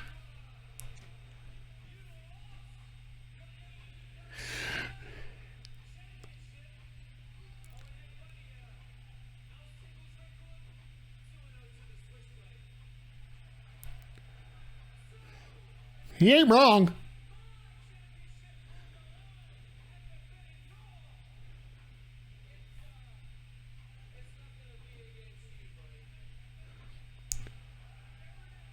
Then he turns around and says, it ain't going to be against you, Cole, either.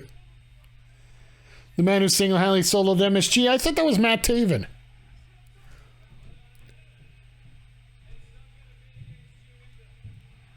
Ha! Cole just got told.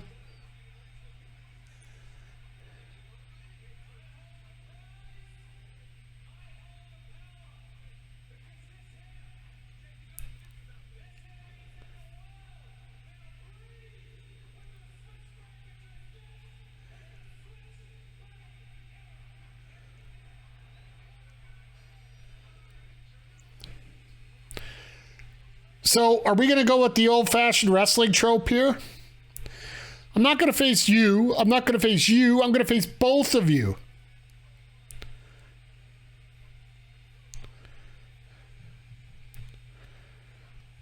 Because if I do remember properly, New Japan isn't big on three-way matches, are they?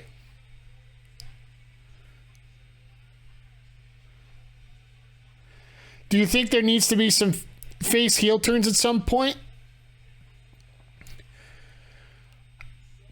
Honestly, Darth Mick. Sorry, I thought it was Zodiac for a second there. Darth Mick, I honestly believe that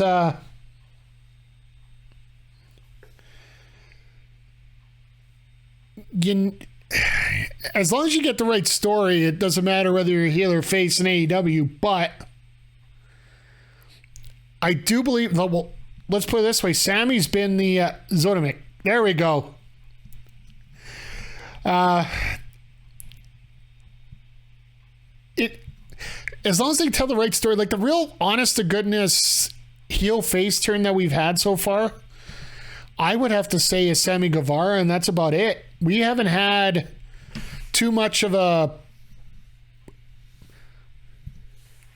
We're going to have to find some way to make some super chat out of you two here. So, but Game Time Art, as to your comment there about facials, Adam Cole is one of the best. Like, I honestly could see him going into acting if he wants to.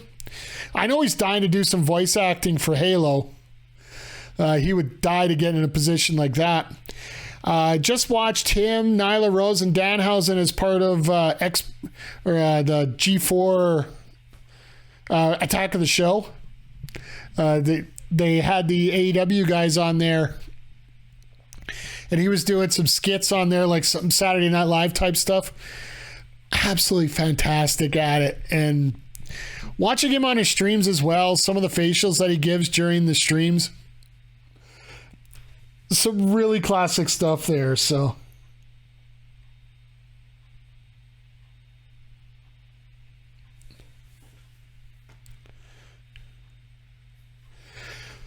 but yeah, I really want to see where this feud goes. And I think we're going to get, well, Thunder Rosa and Toni Storm, I think that's just going to mold into Thunder Rosa being sort of a heel on that. Just because everybody likes Toni that much. And I think this, as much as we don't try to comment on stuff like sandbagging and such to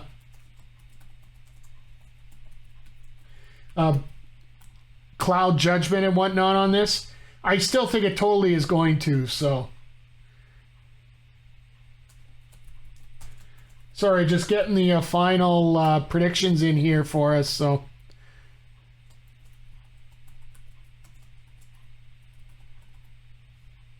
I was going to be a smartass and put the Hardys in here, but not going to do that. I'm going to put 10 minutes on this prediction because we got a ways to go yet. So Ecstasy of Gold checking in early here. My arrival tonight. Just a reminder, folks, as soon as we're done here tonight, we're going to be checking out a little MLB The Show 22 here, as I'm going to be taking on Ecstasy of Gold, aka the Edmonton Trappers, in week 4 action. How are you doing tonight, kind sir? Hope everything is well. Hope the drive home was painless. Obviously it was, since it's 40 minutes since you were done. So love the new shirts, by the way.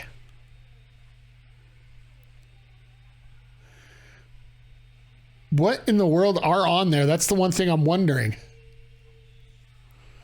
Is that like 1/3 of the flag of Chicago on there or something? Feeling lucky?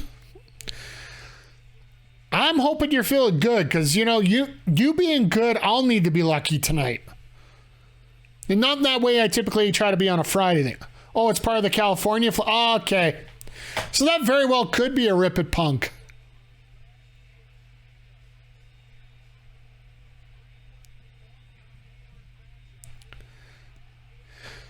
Yep, they're showing all the title defenses of Jurassic Express, trying to put them over as much as possible.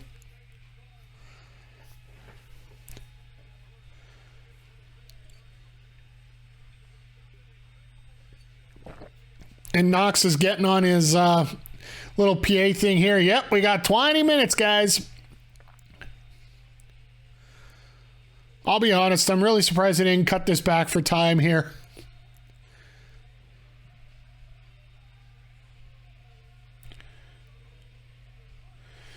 Yeah, Jurassic Express have had the belt since November at Full Gear.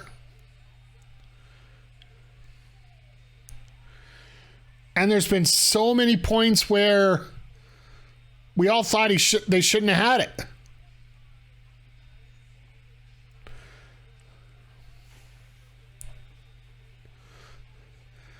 I love how they're showing the 2 women in the front row there. Just random shot. And both of them had the same haircut as Jungle Boy.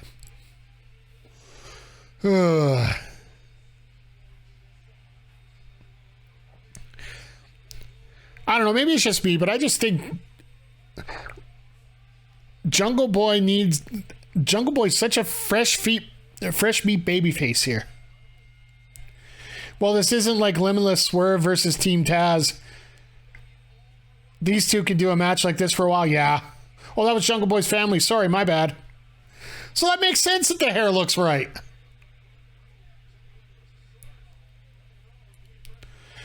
So that was Jungle Boy's mom and sister. Uh-oh. So what happens now that...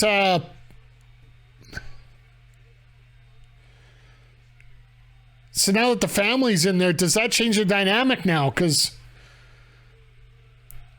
if this is WWE, it's the hometown, they lose. Does Christian cost Jurassic Express the match or the Bucks win clean? That is a very good question, Jaeger. Just for the fact that Christian went to the back. So you got to feel he's going to be coming out later on. Really? Wow. All right.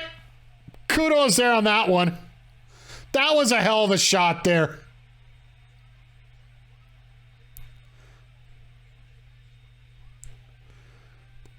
Jesus.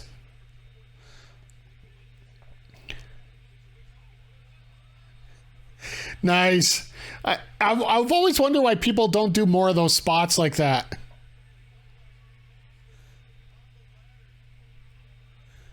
Oh, he slipped. He slipped the rung.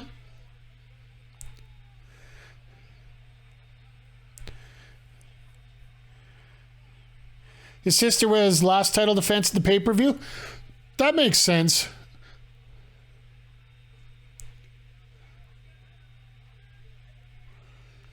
And this is the big man they got to take out. Oh.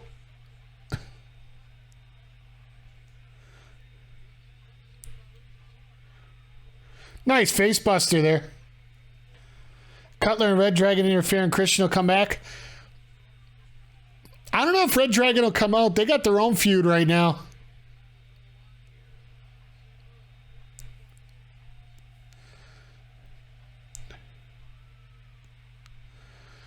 It would make complete sense to have them come out and have Christian come back and then eventually screw things over.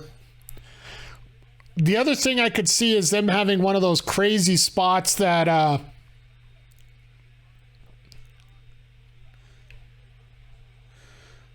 nice double super kick there. I could see one of those stupid spots where everybody looks like they're dead and Christian comes out to check and then all of a sudden there's a swerve there.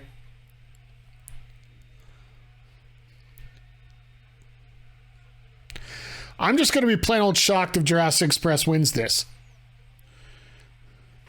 And I'm pretty sure that 3 of you are like that as well right now because you got 1,200 points on the line here. Oh, no. This has got to be the worst because you could see this coming. Now, think about this. You're doing those Northern Light suplexes like that. Don't want heel Christian, you want heel Jungle Boy? Yeah. I want that too, but I go back to what a promoter used to say. Who's going to sell more t-shirts for you? And I think Jungle Boy's that guy, right?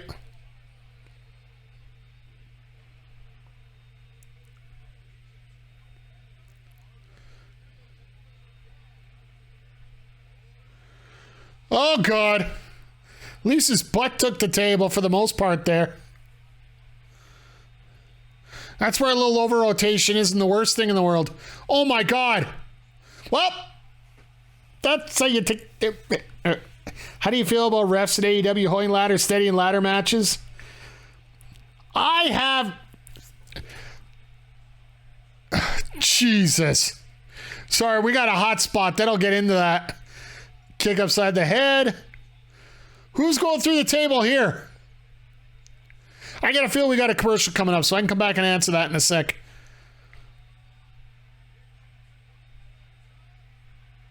$450 through the table. Jesus. And that's how you go to commercial. This is the old hell spot where Christian comes out, I think. In terms of having referees hold ladders, my favorite part about watching something like that would be if you turn to the referee, if you're a heel, go to the referee and say, hold this sorry, let me get the button ready here. Hold this ladder. If they told you to do that and you're a referee and there's no disqualification in this match, so they could technically knock you out without a problem, I would hold the ladder. And if it's a face, the referee, as long as he acts like he's got serious concern for the wrestler rather than trying to make it a spot, then I feel better about it. It's sort of like we were talking, it's sort of the summation of what we were talking about earlier. You can do anything in wrestling. You can set anything up in wrestling to make it work. You just got to book it properly. And even something as simple as, oh God, and the ladder says no. That's got to hurt. As long as you book the referees the right way, you book the wrestlers the right way, you book the storylines the right way. Hell, you book the setup to every show the right way. Like, it's funny because I know you guys were asking earlier, should they change the name after what happened from the Road Rager gimmick? And I just simply said no, because it's just a brand right now. And the fact that nobody's talking about Jeff Hardy at all right now because the action's going so crazy. There's no reason to change it. You booked yourself into a position where these theme shows are, it's just a name on a highlighted show. So if you got Fyter Fest, you got Road Rager, you got the Winter is Coming. They're all mentioned as top shows for your company, but they're top Dynamites. They're not a pay-per-view. This is the closest thing they have to like a B pay-per-view kind of thing. And I think we enjoy this a lot more than we do having monthly pay-per-views on Raw or premium live events. Basically, premium live events you have to pay to watch. Beach Bash, there you go. There's another one. Especially themed, like, if you guys are old enough to remember, and I'm sure Game Time Art's in the chat, he knows very well, Clash of the Champions. It was just a TV event, right? This is like Hell in a Cell that only had one Hell in a Cell match. I've always been, like I said, if you could book it properly, it's great. But the fact you call that, Jesus criminy. They did the Adam Cole spot.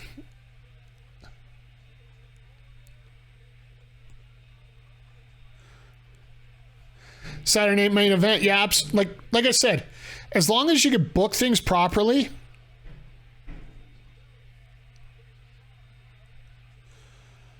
ow.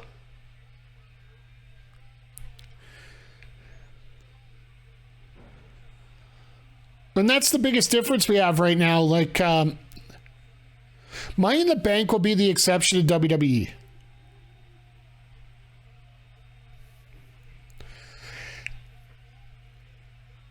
All the other pay-per-views like Hell in the Cell, the Elimination Chamber, Fatal 4-Way.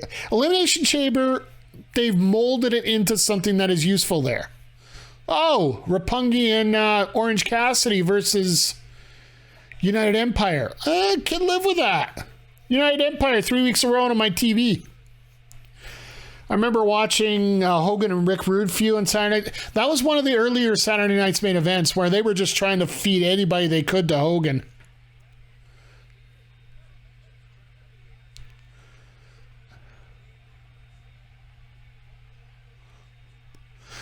Both referees are like, oh my God.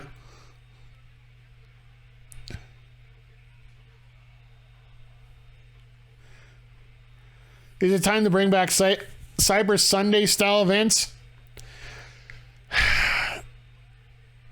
No, I don't think so. The reason I don't think so at this point comes up with one simple phrase. Internet trolls. Because I guarantee you put an AEW Cyber Sunday show together, or Taboo Tuesday, whatever you want to call it, Wipeout Wednesday, Forbidden Friday, whatever you want to do. Yeah, exactly. Internet trolls. You would have, if it was an AEW show, you'd have every WWE fan voting in for the stupidest thing in the world. Well, they started with a Taboo Tuesday, then they moved to Cyber Sunday, so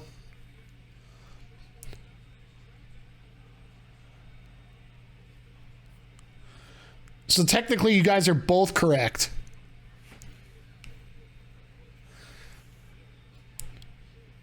I mean, WWE rigged their voting. AEW could do the same. Absolutely.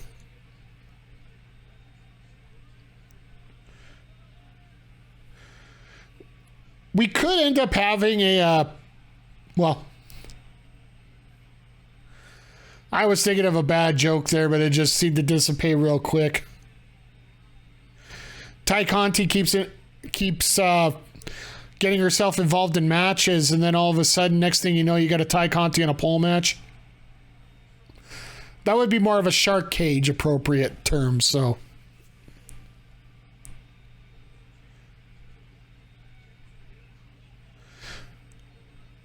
Saw that corner of my eye and thought Jeff Bagwell at a pole. But you know what? Jeff Bagwell up on a forklift? That might not be a half bad idea. Maybe they get another immaculate inning for the Astros out of that. Art, send them ideas. We need more immaculate innings.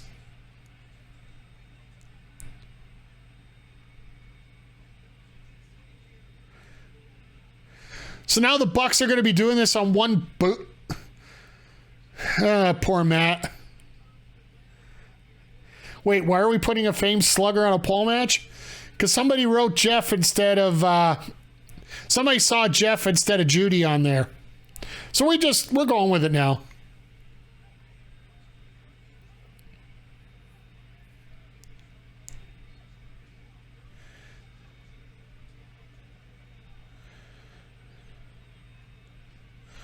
Oh, no. Oh, no. I know what's happening here. Oh. Everybody's booing now because they knew they could have flew right into those tables. Teasing that table spots. Oh, my God. Nick is busted open hardcore here. IWGP US Championship, Osprey and Cassidy. All right. And there we go. Thunder Rosa, Tony Storm at Forbidden Door. I mean, Jeff was the OG Buff Bagwell. Fair enough. Oh, God. Luchasaurus is dead. Jesus!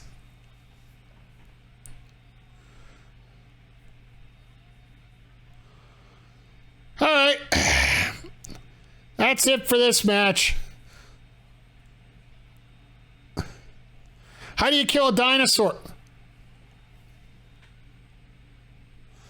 Jungle Boy's going to try, but I got a feeling that's it. We got 3 minutes left. Unless Christian wants to come out and do something. Yep, there it is. Jeff Bagwell and Buff Bagwell versus Craig and Kevin Biggio. I mean, I don't hate the idea. Maybe a pose down. There it is.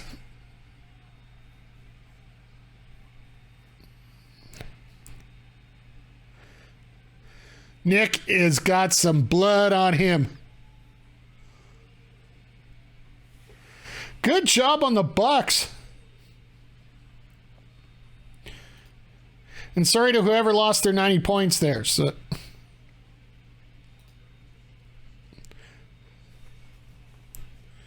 I take that match. We all know Kevin doesn't hit anything. Wait. There you go.